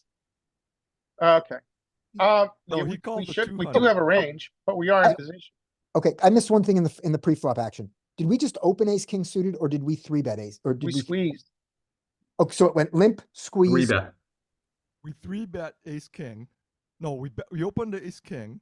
We opened He just three betting. he So 3-bet. We Oh, I'm sorry, I 4-bet. misunderstood the action. right, exactly. So here we are four betting and I would normally Derek. bet ace king every time. Derek, do- go back to pre-flop. Let's look at it again. Do you have a straddle on and I did not recognize it as a straddle, so my apologies. Yeah, there's that's no where I'm straddle. confused too. I thought under the gun was an open raise. So we've got, so this is, can you go back even farther? One more step? Okay. So you've got, what you've got here is you're playing 1-3, right? Yeah. Mhm. So you've got small blind, Two big open blind. limpers. He flatters. It goes flat, flat. Yep, good. Can- Okay, I can you- thought those were I thought it was a raise and a call, but those are limps. Yeah. Can you it go goes back to the limp beginning, 3. just so my brain doesn't break? Okay, Just go back all the way to the beginning, please. sure. Okay, so I misunderstood that you got two limpers here. Yeah, Right. I so sewed the limp- limper. So the guy with like 600 big blind limps. Right. Okay, I understand. Okay, and then you've got an over limper, An Yeah. over limper. So this and then is, you this- 5x it, which is perfect. I love so then this. Yep. I 5x it. Yep. In when I play this game, I usually round off to the nearest 5. That's usually the right thing to do live. just to make the game faster. That's considered polite. And then this guy, Very poor taste to bet. 15, 30, 40. So he like three So and a this half guy XG, three about bets- 3 XG, right? Yeah, yeah. So he makes it 50. Right. So he that's a pretty small 3-bet. Right. But your 4-bet size is oversized. So I should make it. What should I make it? The first question is, normally this is a 4-bet all the time. And as in 100 big blinds deep, 150 big blinds deep, it's always a 4-bet. I don't know if it's a 4-bet 350 big blinds deep. Well, It I might was just be a thinking, call. like I watched a video by Jonathan Little where he said that if you 4-bet ace king, then you're ranging you change your opponent's ranges to like jacks and ace king. So that's an error. Yeah, when they call you. So that's my first question, and I don't know the answer. So I would think about whether you flat ace king suited here, only the suited version. The Well- offsuit, I think you do this. I Now- could flat it because then I could take advantage of my position more and keep the Right. stacks deeper. So Right. It takes advantage of my position more. Right. And unlike a hand like queens, kings, or aces, ace king suited does not mind having the small blind come along because ace king suited makes a hand or it doesn't. And when it makes a hand, it makes the best hand. So yeah, like I'm totally happy if like the villain with 900, Yep. 600 big blinds comes along for the ride. yeah, although he's already folded, but I meant the small blind. By the time it gets to you, if you call, you incentivize the small blind to call, and I don't think you mind having ace king suited in position multi-way. So that's the argument for calling. Now we're not going to call. It clearly isn't wrong to raise. So now theory says on the raise size that it should be the 4-bet should be in the sort of 2.3x range. So you would go to 100, 130. you would go to 130-ish with the other 15 in there who's not normally there, push it up a little more. So you get to sort of 150 rather than 200 seems But better. what stack sizes are you talking? I'm saying that the 4-bet size in position is usually 2.3, right? Yeah, but that's with like what, 100 big blind stacks? We're talking 500 effective. 350 effective.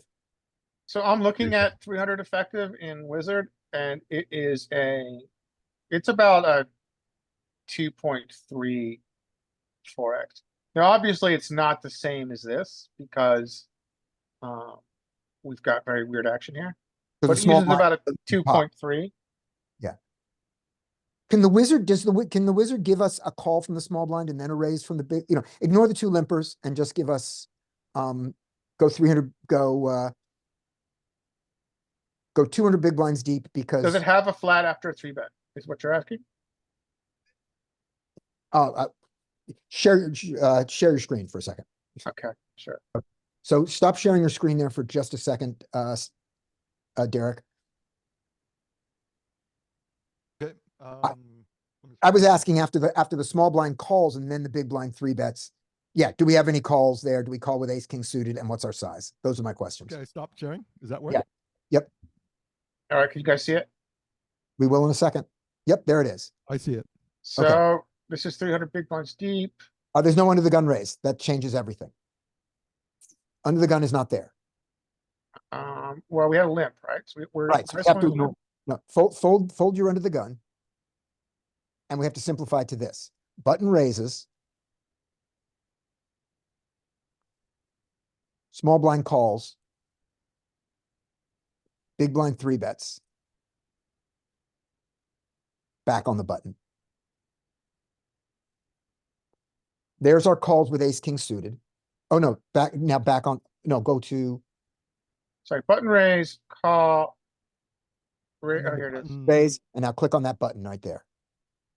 There's your calls with ace king suited, which you can do, it mixes. There's your no calls with ace king offsuit, that's what we thought.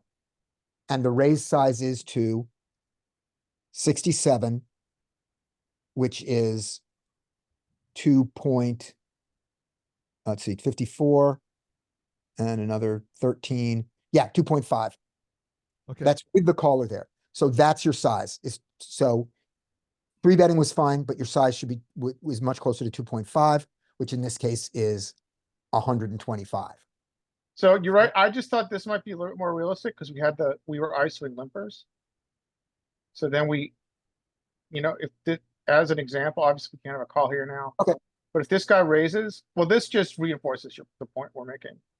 If this guy folds, so undergun folds. Right. Now we're on the button. Now we're back on the button, and our There's your ace king suited.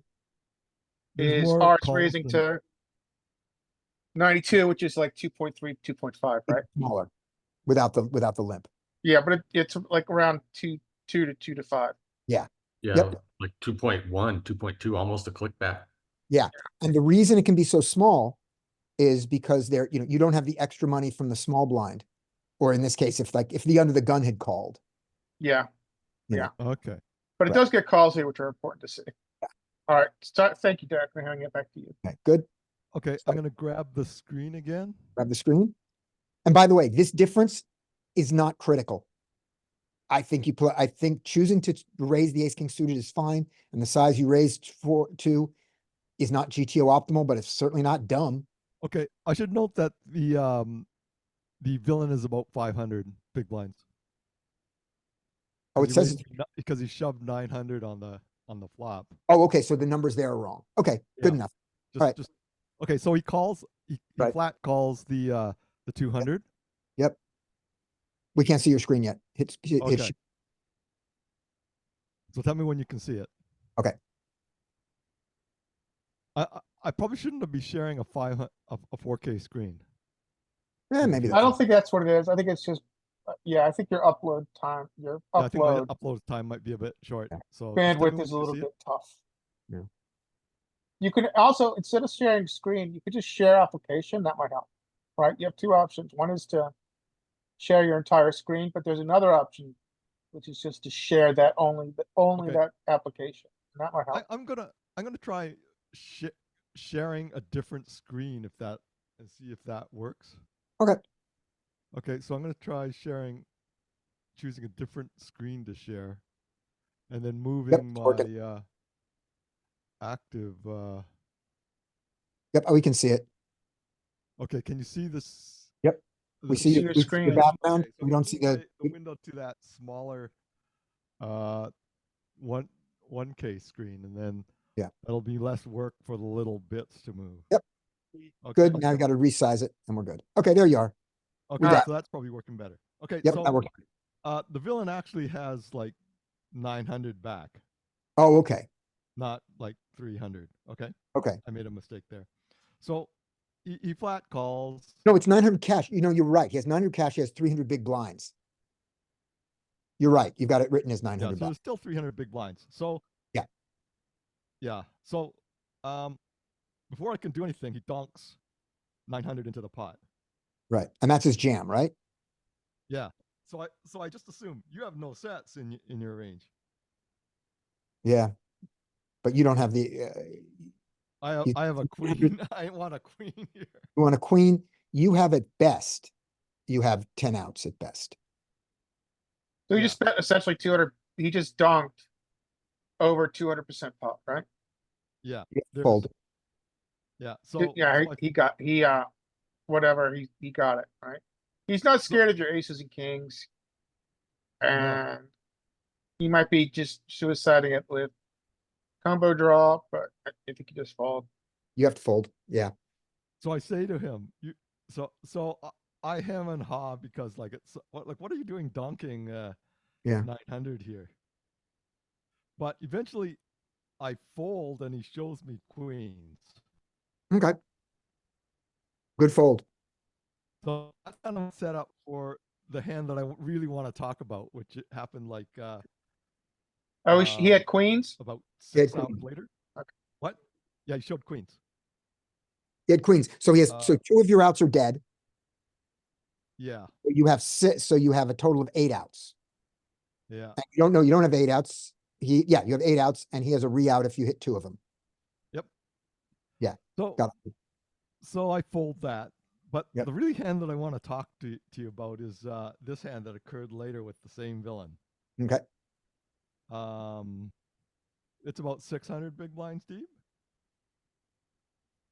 And like the thing is that I don't get that much experience playing like 600 big blinds deep. So in this hand I got 2s.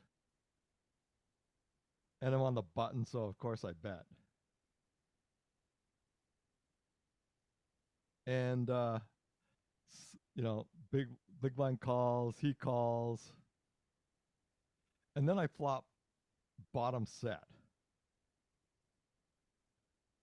Bottom set with a straight available and a flush draw. So Time to lose a lot of money or win a lot of money. You can boat up. You could boat up and make against a bigger boat. Time to lose a lot of money. I bet 50, and he check raises to 200.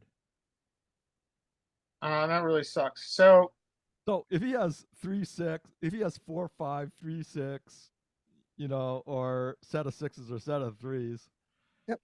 Then well, set of three set of 6s, you're screwed, but you do have you have 11 outs to a boat. right. So So, you know, if you So- work that out, 11 outs is what? Or is it 10? It's 10 outs to a boat. So you've got like, so I make it 700. He shoves and I call. Yep. Yeah. That's what you do. You also could have chosen to call And pre-flop. I hate the 10 that comes, and I hate the king that comes. You love the king that comes. You hate the 10. I hate the 10. The 10 is like Yeah. Nightmare card.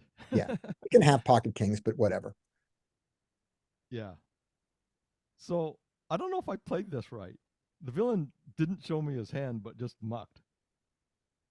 You did not play it wrong, I don't think. yeah, you have two options there. I mean, he obviously, you know, had something he was going with. And you win a huge pot, but Like when he check raised. but it wasn't pocket jacks. I mean, he didn't show you his hand, right? He's just said you're good and folded. No. He didn't even say anything. He just mucked his hand and got up and left. Then yeah, he was on a pure bluff that wasn't diamonds. What was his pure bluff? Ace 4? Yeah. Ace Yeah. 5. Yeah. I can't think of many pure bluffs.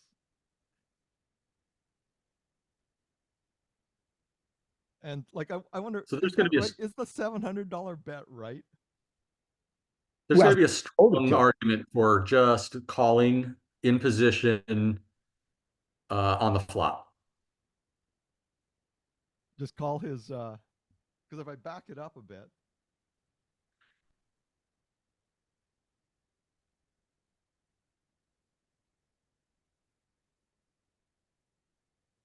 when he bets the like he check raises me to 200, which seems really small. so you shoved over his check raise here, right? No, I didn't shove. I bet You raised. 700, And he reshoved. and he just shoved all 500 big blinds in. Wow. So he probably had like, I don't think it was a bluff. I think he probably had like, Sevens? Larry, it has to be a bluff. He mucked his hand before Derek. oh, I didn't hear that part. He mucked his hand before you showed your set. I showed the set right away. Oh, then never mind. Then he can have aces here. Yeah. Yeah. Okay. I think you've I got to misunderstood. overpair a lot. Because like I usually fast roll. I Okay. usually fast roll people because people don't pay attention, and I don't care if they see what I have. Okay, that's fine. Okay, I completely misunderstood. Yeah. You could have sevens, you could have aces, you could have jacks that he played this way. But Yep. is Yeah, I mean, you can 700 fast play okay? it. Like I mean, That's what so I'm the thinking. argument for calling on flop is that if this 4x check raise is ever composed of bluffs, You want him to keep you keep bluffing. him in. However, there's a lot to be said with such a strong hand for getting it in. I think either, I don't think there's very many people who have a 4x check raise here. That's pure bluff. So maybe this is a good shove because then he feels like he's getting odds with his combo draws and he's getting odds with his flush draws. And he's not folding his aces, kings, and queens. No, So but he one limped- question here. You limped from early position.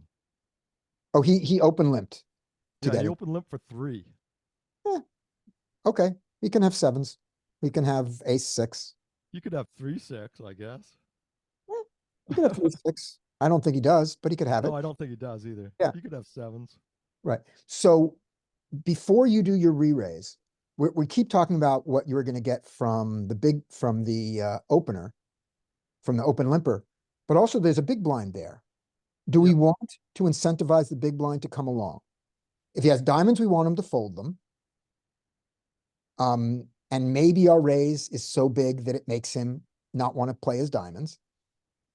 But if he doesn't, most of the hands that he has, we would be happy to get another $150 from him, right? I mean, normally you don't want to play multi-way, but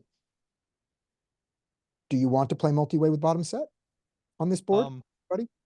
I think, like, for me, the stacks are so big that I prioritize just playing against the big stack correctly and totally forget about Okay. Like, my brain wasn't even thinking about the big blind. Right, That was like right. what I was thinking about. I was saying, I don't really care about 78 big blinds at this Yeah, point. if you just call, can he still get stacks in easily? Not easily. He bets Well, it's like there's 500 big blinds back, right? So right. So he bets that'll two. put what? Yeah. So If I just call, 270 there's 500 big. big blinds. Right. So he bets 70 big blinds.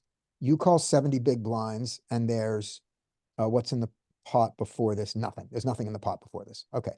So he bets 70. Then on the turn, there's 140 in there. He bets 100. Now there's 340. And he bets all in. Yeah. This could easily go. So you can get all these chips in there also by letting him continue to bet since you're in position, and you can raise anytime you want. So it worked out great, but your re-raise could have cued him, could have gotten him to fold an overpair. Right. Like, maybe it was too big. But it worked. And that's not just being results oriented, that's being opponent oriented. Yeah. Like, I find that when I'm playing in the game that I'm playing, it'll all, like, the whole night will come down to one hand usually. It will for 500 big blinds like that. Yeah. Mike, when did you bug out? Just after I think I had mentioned about the flatting of the original check raise, and I had a call that came in I had to grab, and If that's just what we're just talking about that. We're just talking about whether to do it. You don't have a lot of so you raise, he 3-bets you. He check raise 3-bets you. We don't have a lot of 4-bets in position for exactly this reason. I guess the idea is if he has no bluffs in his range, then he's got very few folds and you can get away with this. Well, I caught the villain bluffing a couple times on the river. Yeah. So maybe let him, maybe this is a time to let him throw chips at you. But turns out it wasn't. Turns out this is a time that he limped. This is a time that he had. Yeah, I mean, if he's a known serial bluffer, then this is a good time to flat. Yeah. Only because you're in position. Okay. Now here's the thing about his previous hand, though. He showed him queens, which he was clearly jamming that for value in the other hand. Yeah. And we want to get jammed on for value. Do we ever give him queens on this hand? When we go to 700, this guy probably not, but do any players make a decision there and go, multi-way, my queens have shriveled up to nothing and fold an overpair. You certainly don't want anybody to fold an overpair. Yeah. You cue him to play correctly. Correctly is a weird thing. You cue him to get away. Also, the texture on here is, I think, really good for your play, right? So your play also is something some people could do with a combo draw or with a flush draw. I think he had an overpair. So, this board is quite wet. And so that would allow him to find a lot of draws on this. You mean to put you on a lot of draws and continue to bet? Yeah. Right. So let's say you just call for a second here and he checks the turn. Can you get it on him by the river against his overpair? He bets 70, you call, the pot goes up to about 140 big blinds. He checks. Cooler card comes on the turn though. The 10 of Yeah, diamonds. you don't bet the diamond. The 10 of diamonds cools the whole. Cools both of you. You don't get it all in. Yeah. So then we don't Okay. play big pot. There you go. All right. That's being incredibly results oriented because Yeah. But it is one of lots the things that can non-cooler happen. hands. You can What? get a card that freezes the action. You can get a 4, you can get a 5, you can get a diamond, and now neither of you wants to be all in. Get And a right 7. now, Yeah. you want to be all in. So Do okay. we ever worry about being set over set in 500 big blinds deep? I know we Oh, don't yeah. worry about it at 100 big blinds, or even maybe even 200. We don't really worry about it too much. But what about 500? Do we start to worry? Yeah, You worry, they're but you not. still don't fold. I don't fold. You worry, but I don't fold. That's the big difference. I don't know. That's a very good question, Mike. Because when I get set over set, it's a disaster. Yeah. You know, like Yeah. when I'm playing 500 big blinds deep and I get set over set, it just ruins me. You know. Yeah. Yeah, And this when is we're very deep calls, stack poker. and we talk about, like raising small pairs in early position at a certain frequency. And I know like some players, they don't like it because, there's a danger of being set over set. And I always, at 100 big blinds, like if you're set over set, so what? You're gonna get stacked. I agree But with you. I think that we just play. Sets are too valuable for the 1 out of 100 times that you're set over. but at 500 big blinds, that's a considerable difference. Agreed. And when money goes in like crazy like this, like, I was really expecting him to have 3s or 6s here. Or 4 or 5 or. Yeah, in 4-5 is certainly within range. Yeah, I was really worried about that. Yeah. Because anyone who shoves like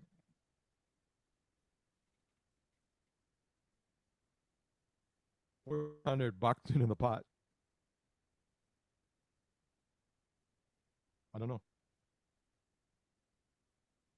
But I saw him shove like 900 with queens. Yeah. Yeah. So maybe he's doing something like that again. And overpairs enough. Yeah, yeah, although he limped this pot. He open limped. Yeah. So that's not a lot of queens. He didn't open shove. Right. Like He didn't know. if he open shoved like 1400, like 500 big blinds into my face. Would I have the balls to call with bottom set? Hey, I think 4s with the 4 diamonds or 5s with the 5 of diamonds might not be a terrible, like, bluff. Oh yeah. But then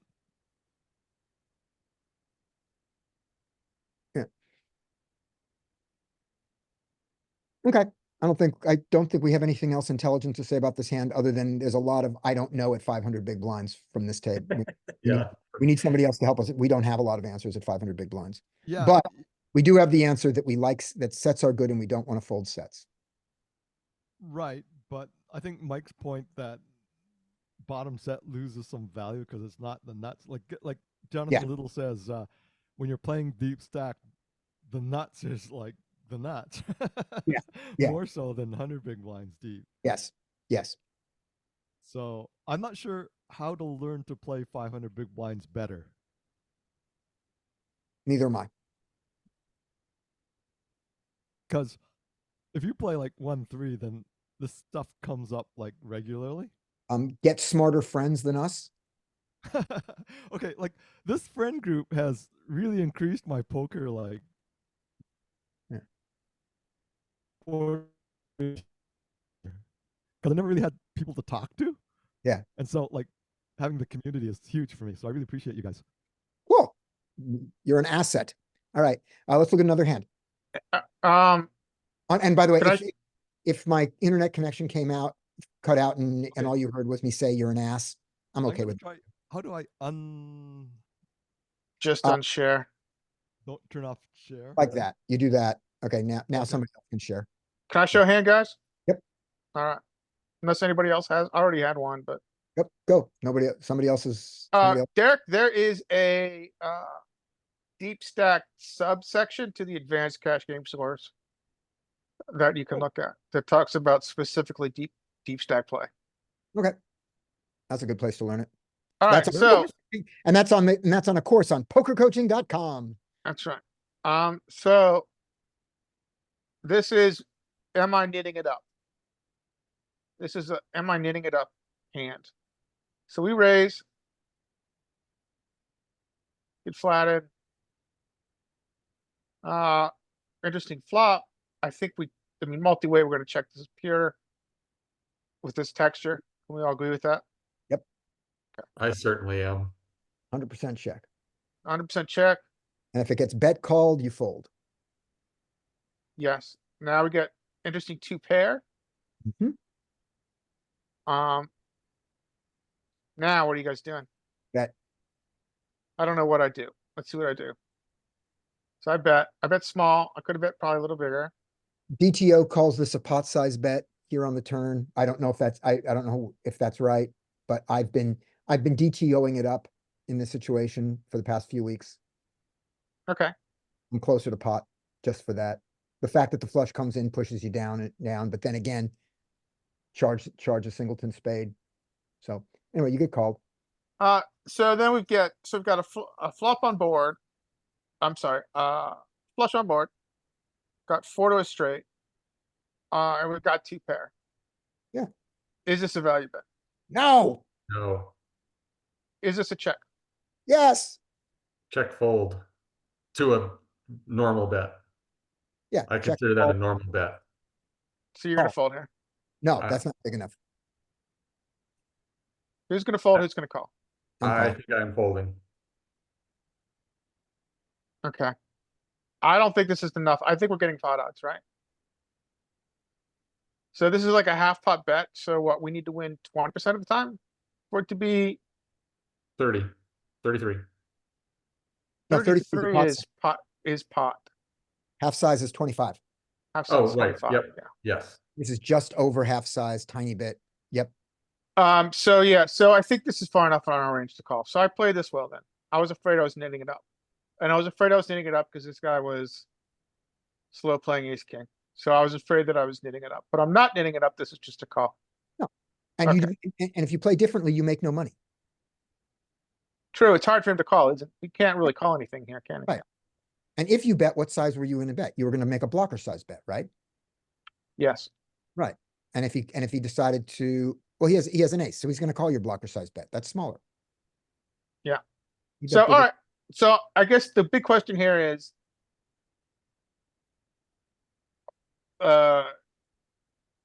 is this far enough in our range to value bet? And the answer is clearly no. In fact, it's not far enough in our value range to even call some bet sizes from turn. Okay.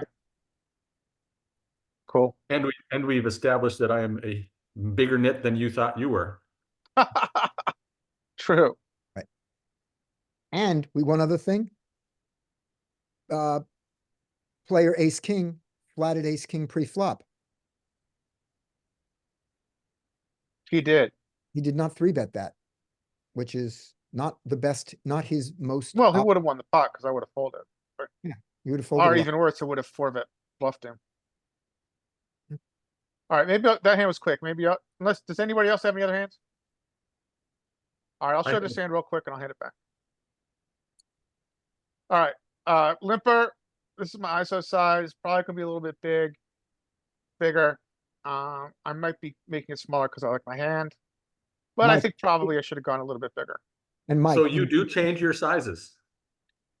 I probably shouldn't, but I think I do, is what it looks like here. so Mike, in this configuration, low jack versus cutoff here, what's your size? 4.5. This is the 4.5 size. So it's Yeah. it's only if he was it's only if you're like 9-handed and it's low jack it's under the gun versus under the gun 1 kind of thing is where you're doing the 4. If I'm in position, it's 4.5. If I'm in early position and there's a poster or something like that, then I'll make it 3.5. But if I'm in position, I'm making it 4.5. All right. Yeah, there I you think go. this is gonna be a little bit bigger. I think Yeah. it's a little small. And I, by the way, never like jacks enough to want to make jacks smaller. The only hands that I want to make smaller are aces and kings. And I Yeah. know, but that was the only hands that I look at and go, well, maybe I'll get cute. I could see that. Yeah, Carl, we get this very interesting flop. He checks. What do you guys do? So when I look at queens, I am developing, I think an unhealthy tendency to think that this is very much a ISO and three-bet bluffing range card. And I don't know if that's necessarily true. Explain that. I don't understand what you're saying there. So I am developing a tendency to view queens as Queen X to be very much a part of opponent's 3-bet calling range and or ISO calling range. Oh, okay. Yeah, okay, gotcha. You didn't have a 3-bet. You had an ISO, and you're saying that they're going to have a lot of queens when they do call your ISO. Yeah, I think that's a mistake. I think Okay. I think it's true that it's a big part of a 3-bet calling range, especially for at this level, people are calling too wide. But I think a 3-bet caller, we can't really range them. I don't Yeah. think we can really range a 3-bet caller very well at this early in a hand.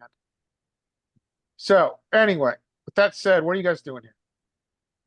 I look at Mostly betting small. Okay, Mostly c betting.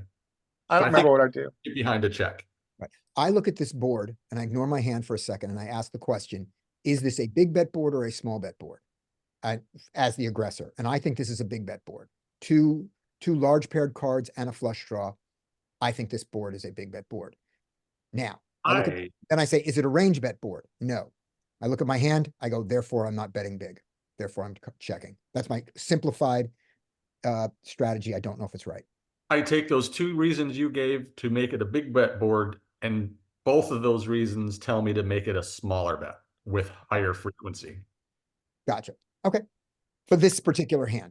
I mean, the one heuristic that Joey talks about is a paired board is going to drive down sizing.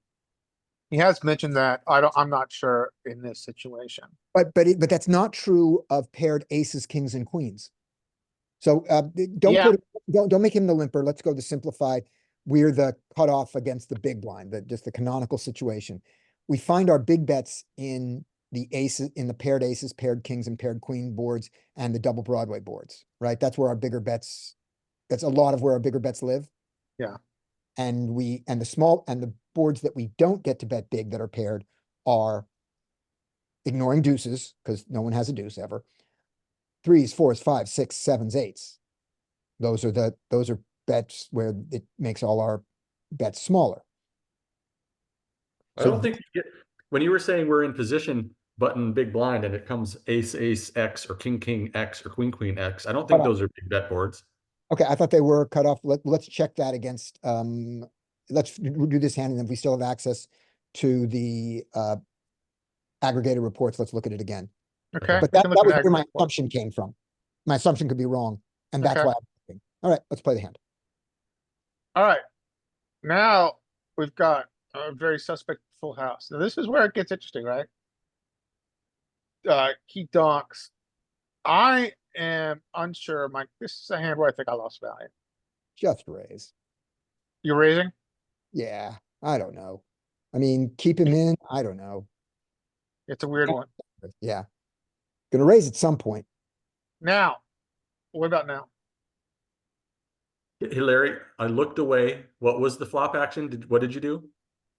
He bet one big blind. The villain bet one big blind. So Oh, he we donked? check on flop. Check, check.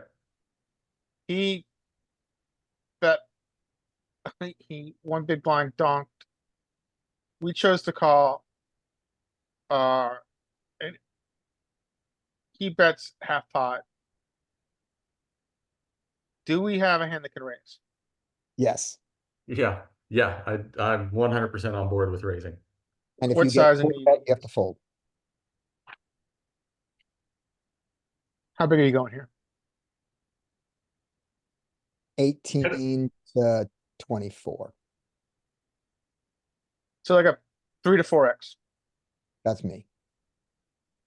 What about you, Derek? What are you going to raise here? Me? Yeah. Absolutely not. No, like, yeah, I guess you could raise. Maybe 18. Okay, so I lost value here. You won't believe what his combo is. I don't know why I got jinxed in this hand. I don't know what I was thinking. I think the way I leveled myself in this hand was that I was like, well, if I raise, what the hell does he call? Right? And that is not necessary. I don't know if that's the best thinking in this hand. I think that I've got to think about this being a fish who just donked one big blind on turn, went a fishy half pot on out of position on flop, and we already ISO'd him. So, and he's not playing this like aces and kings that he trapped. So we're beating tens, we're beating a 5, we're beating a river 9x. We're bidding So up, yeah. we're bidding flush. That's weird, but Yeah, Yeah. and we're beating a misvalued flush. So, Yeah. which is exactly what he had, right? Yeah. He's just an awful player. So, and he would have called a bet of 24, maybe. kind of. So, yeah, I think this is a mistake. All right, So I That's want it. to, so hold on for a second before we make this hand go away. yeah, Yeah. When he bets one on the turn, That's where I wanted to go. yeah, my thought here is the thing that we've learned is what does a one big blind bet into an 11 big blind pot mean? You go with a simplification of it's the same as a check. So yeah. you say this is the same as a check. Would you bet your jacks here 100%? You bet them, therefore you bet that size. That'd Well, be, so the only thing we're losing to is a very trappy queen and traps aces and kings, right? that's it. And so, yeah, this is a value bet. Right. But it's also knocks out his bluffs. True. So I don't know what he would do with his. I think you can argue that this can be a call to keep in his bluffs with essentially what is. This is the third best hand we're gonna have here, other than a queen X. So. Yeah. So so you can argue for a call here. This I think is a blunder though. I think you guys are right. This is a raise. All day, every day. Yeah. If he has a trap, he has a trap. I'm And gonna put this as my lesson learned. I've been on a bit of a downswing, and so for me, that results in less aggressive playing. so one question, Larry. So when it's a trap and he springs the trap on you, you bet, you bet 20 here and he comes over the top for 60 or all in that range. Do you get away Fold. from this? Yes, Or yes, yes. you succeed and get it? I'm not saying you should. I'm saying, do you? Do you? Yes. For some reason this hand spooked me. Well, it's a weird run out. Maybe that's why, but yes, I get away. Yes, I would fold to a check raise. In that case, then you can definitely raise here. If you can fold to a check raise, you can raise here. Yeah, well put. If you can't fold, then maybe, because you're not trying to save the 20 big blind, that, you're not trying to save the extra 14 big blinds. You're trying to save your stack if you're wrong. And so if you're going to fold, Yeah, and if you're not going to fold, then don't bet. yeah. So I think that's an important human question to ask yourself here. Yeah. In this spot, if I raise in position here, can I fold to a shove? Right. And if the answer is no, then maybe it's better to call. Well, And this is something that comes up in limit poker all the time. This question of, I can only bet here if I'm going to fold to a raise. Did you want to look at some ag reports? I want to just jump through the ag report, cutoff versus big blind if you've got it. And sort by big bet sizes and see. I if can give they- you button versus big blind. Okay, that's all we have, then that's what we're gonna look at. Oh, do we have button and we have low jack? Are those the two? Yes. Okay, let's look at low jack first. And we'll just look at them quick.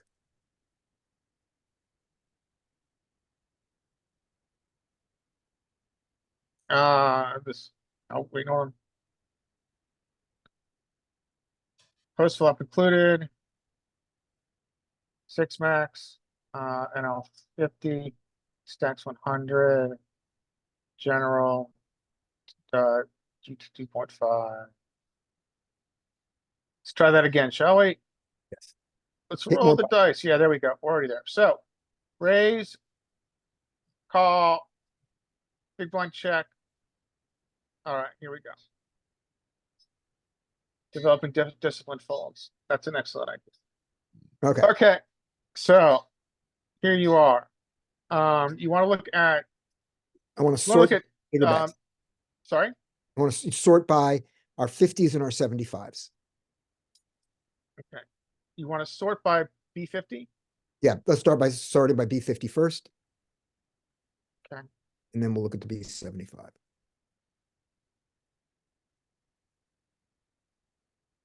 Okay. We're sorting by B50. These are our highest B50. Okay, we got trips boards. But here we go. As we start to go down.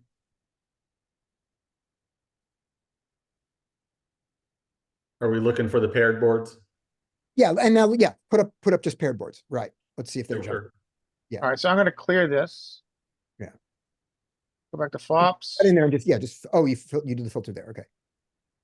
and then I'm going to filter here. So well, let's compare, right? So the first, we're asking if our betting size is reduced on paired boards, right? That's the question.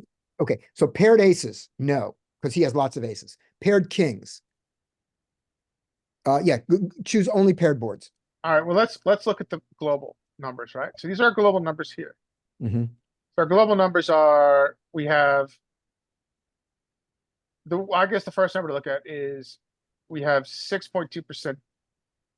Well, including overbets, we've got like what, like 8%. Well, 6.2, 7, we got 7.5%, 75%. I got a picture of it. Yeah, you know what I'm trying to say. So, filter paired.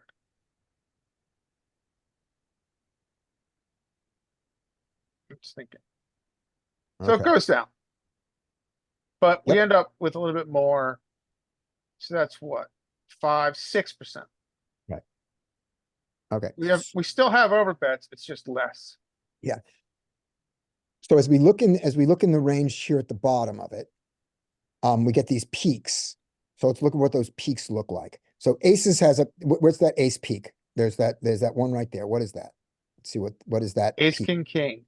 Ace, king, king. So we own ace, king, king. Okay, moving on. In the kings, we have a bunch of them. So So this is the magic that happens when we have a two paired board, right? yeah, When we have a two paired board, we've got this massive advantage because Right. he doesn't have any 2x. yeah. And it happens a little bit more with 3x, and then it's kind of, you can see it's very linear. And then go look at the top of that where it's more like king, king. So we get up to the king, queen, queen, but let's look at like the king, Oops. king, queen kind of. I don't know what I just hit. Something happened. Sorry. Okay, so what do you want to look at? So go a little bit to the left on the king, king, on the king, king boards. So see the last one we have is king, queen, You want queen. to see king, king paired? Yeah, I want to see some king, king paired over here. So we Here are all got, the king, king paired board. so we like king, king. Like that. And then we like king, king, small, small, like king, deuce, deuce. Yeah. Okay. We don't like ace, ace. I was wrong about that. Now look at queen, queen. I'm gonna go look at When ace you, ace real when you quick. say just to we remind us. like, we like all the king boards. Right, but I mean for big bets For big bets, it's just king low low. and king, king. Look, there's a big hump there and all that king, king, that lump there. Well, those That's- are 50. We got some 50s there. I mean, you compare that to the ace, ace low, ace, ace boards, and we just don't have them. Yeah. Okay. So you're calling 50, you're calling half pot a big bet. Yeah, 50s there. Then we go down to the queens. We have the same sort of lump at the top. We have a lump at the top of queen, queen. That is going to start going away. I think that lump at the top is going to start going away at as we get lower. There's the queen, queen lump, and then it comes back in when they get down to deuces. Queen, deuce, deuce, right? Queen, deuce, deuce just flies. Yeah. Jacks has a smaller lump and then has the spike at the deuces and threes, mainly deuces. Tens is smooth. Yeah, tens it begins to change, right? Because we must have an equal amount of 10. Yeah, we're starting, yeah, tens there. Now we get to nines. And now we're not hating life, but we are not loving life. Yeah, so. Yeah, and then it just continues down. Down till sixes. Still have these 2-2 spikes. Yeah. Right. And then do one more thing.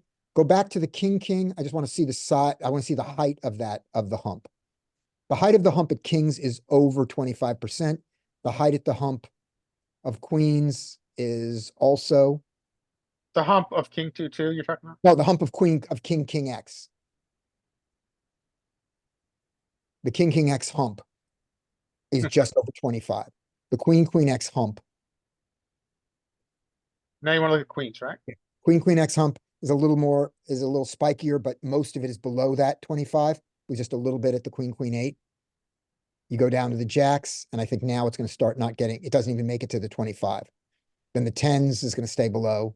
Yeah, so we're seeing.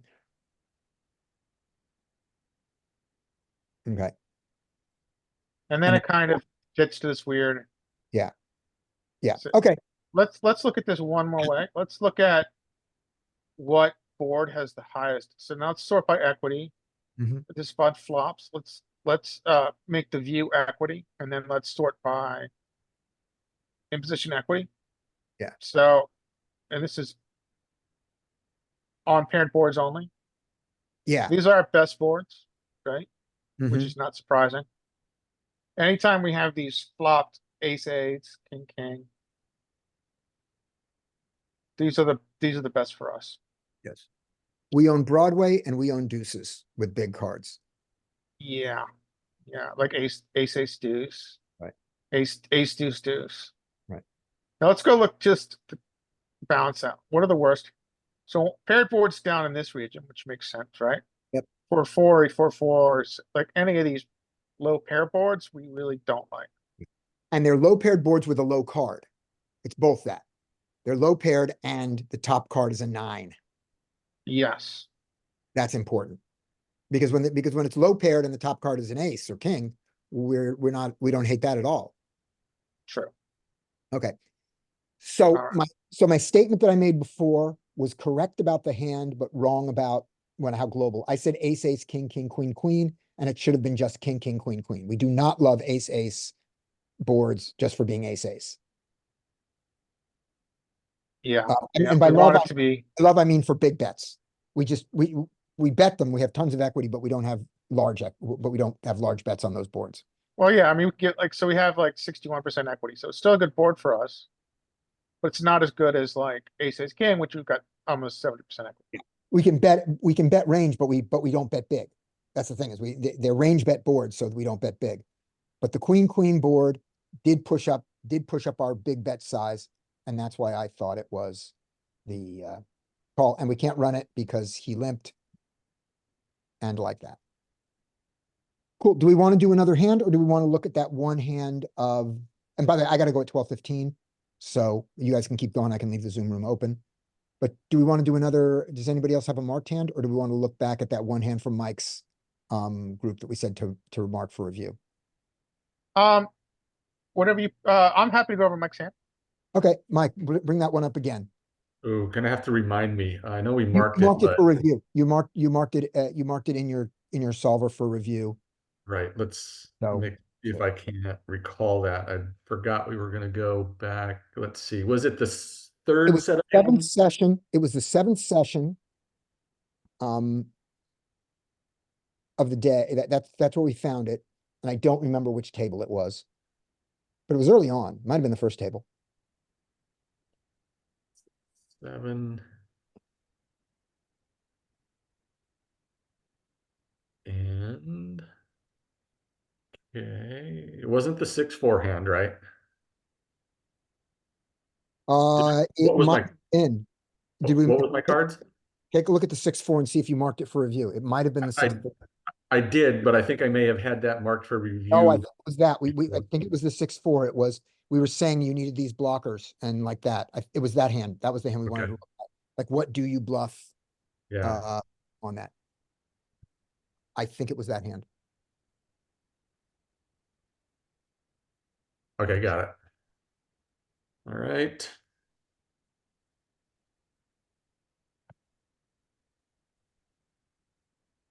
All right, you see it? Yep. Okay, good. Yep. So it was a limp. Oh, yeah, it was a limp. It was small blind versus big blind. Yeah, so this is solvable. Yep. Check. Yeah. Okay. Um, Who wants to But- put it in? you got her here. If you got it ready, we'll do it. Okay. Here was the queen 5. Yeah. We want. All right, we want a small blind call and a big blind 6-4 off. Look at that beautiful chart. Look at that beautiful chart against the check. I think it was ace and 5 of clubs. Our 6-4. Look at all this. Look at these donks. Oh wait, no, that's him. That's him. He checks. Right. 6-4 off. A lot of bluffing with a spade. And that's what we said. We said we want to bet it with a spade, right? Yeah. Yep. Yeah, we did. Nicely by us. We don't have a spade, so we checked. We checked. That, by the way, is a chart that I would have never imagined before I started studying. Agreed. I looked at that and I just go, what are you people doing? And the diamonds Yep. paired the board. They check, even though they should be betting. Yep, but they have some checks there. So when they check, our 6-4 says, don't do it unless you have a spade. Wait a minute. You got heart club. What's your suit? What's your exact combo? I see slivers. Diamond club. Come on, sliver. Club diamond. Go sliver. Nope. Can you go to breakdown real quick and just go over where our bluffs should be coming from? So I'm just curious, like if you look at like that tranche at around whatever that 18%, what are those hands composed of? Sorry, repeat. So if you look at that area around like 18, yeah, that one. Click on that. Some of those hands. Okay, so they just you just really want a club. That makes sense. You want a spade. Spade. Sorry, that's what I meant. You want a spade. You want a Okay. spade and you want to block the 10. Those are jacks. Jacks Yeah, block. that's a very important point. You want a spade and you want to have hands, which is crazy to think about because it's a limped pot, but I Mhm. guess it still holds. Right. All right, thanks, man. That's all I wanted to know. Yeah. So let's go when it goes. So the bottom line is when it goes check, check, the easy takeaway is so shocking. We want to block value and continues and unblock autofolds.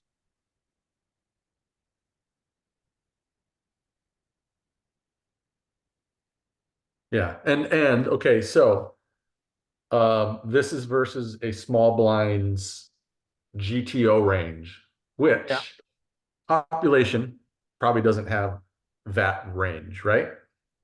So Yes. we start considering they have a much, I'm guessing a much wider range? I don't know, maybe not.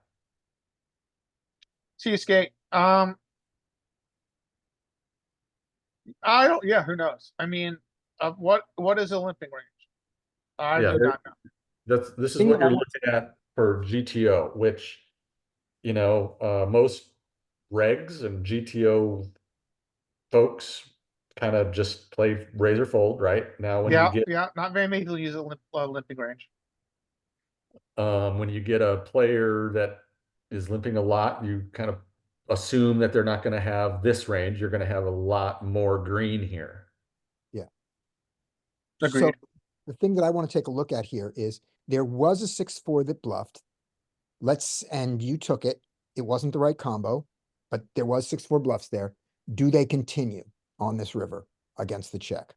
Let's see. That's the question. And we know why they do, and I had an argument to why they don't. And the answer is they mostly don't, even the ones with a spade that got here on this. But the one that doesn't have a spade never does.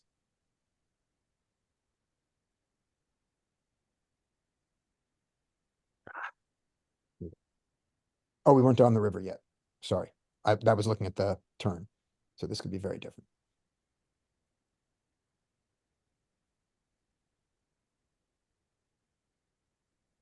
It is not looking good for our hero. Yeah, make a full height, make it full height.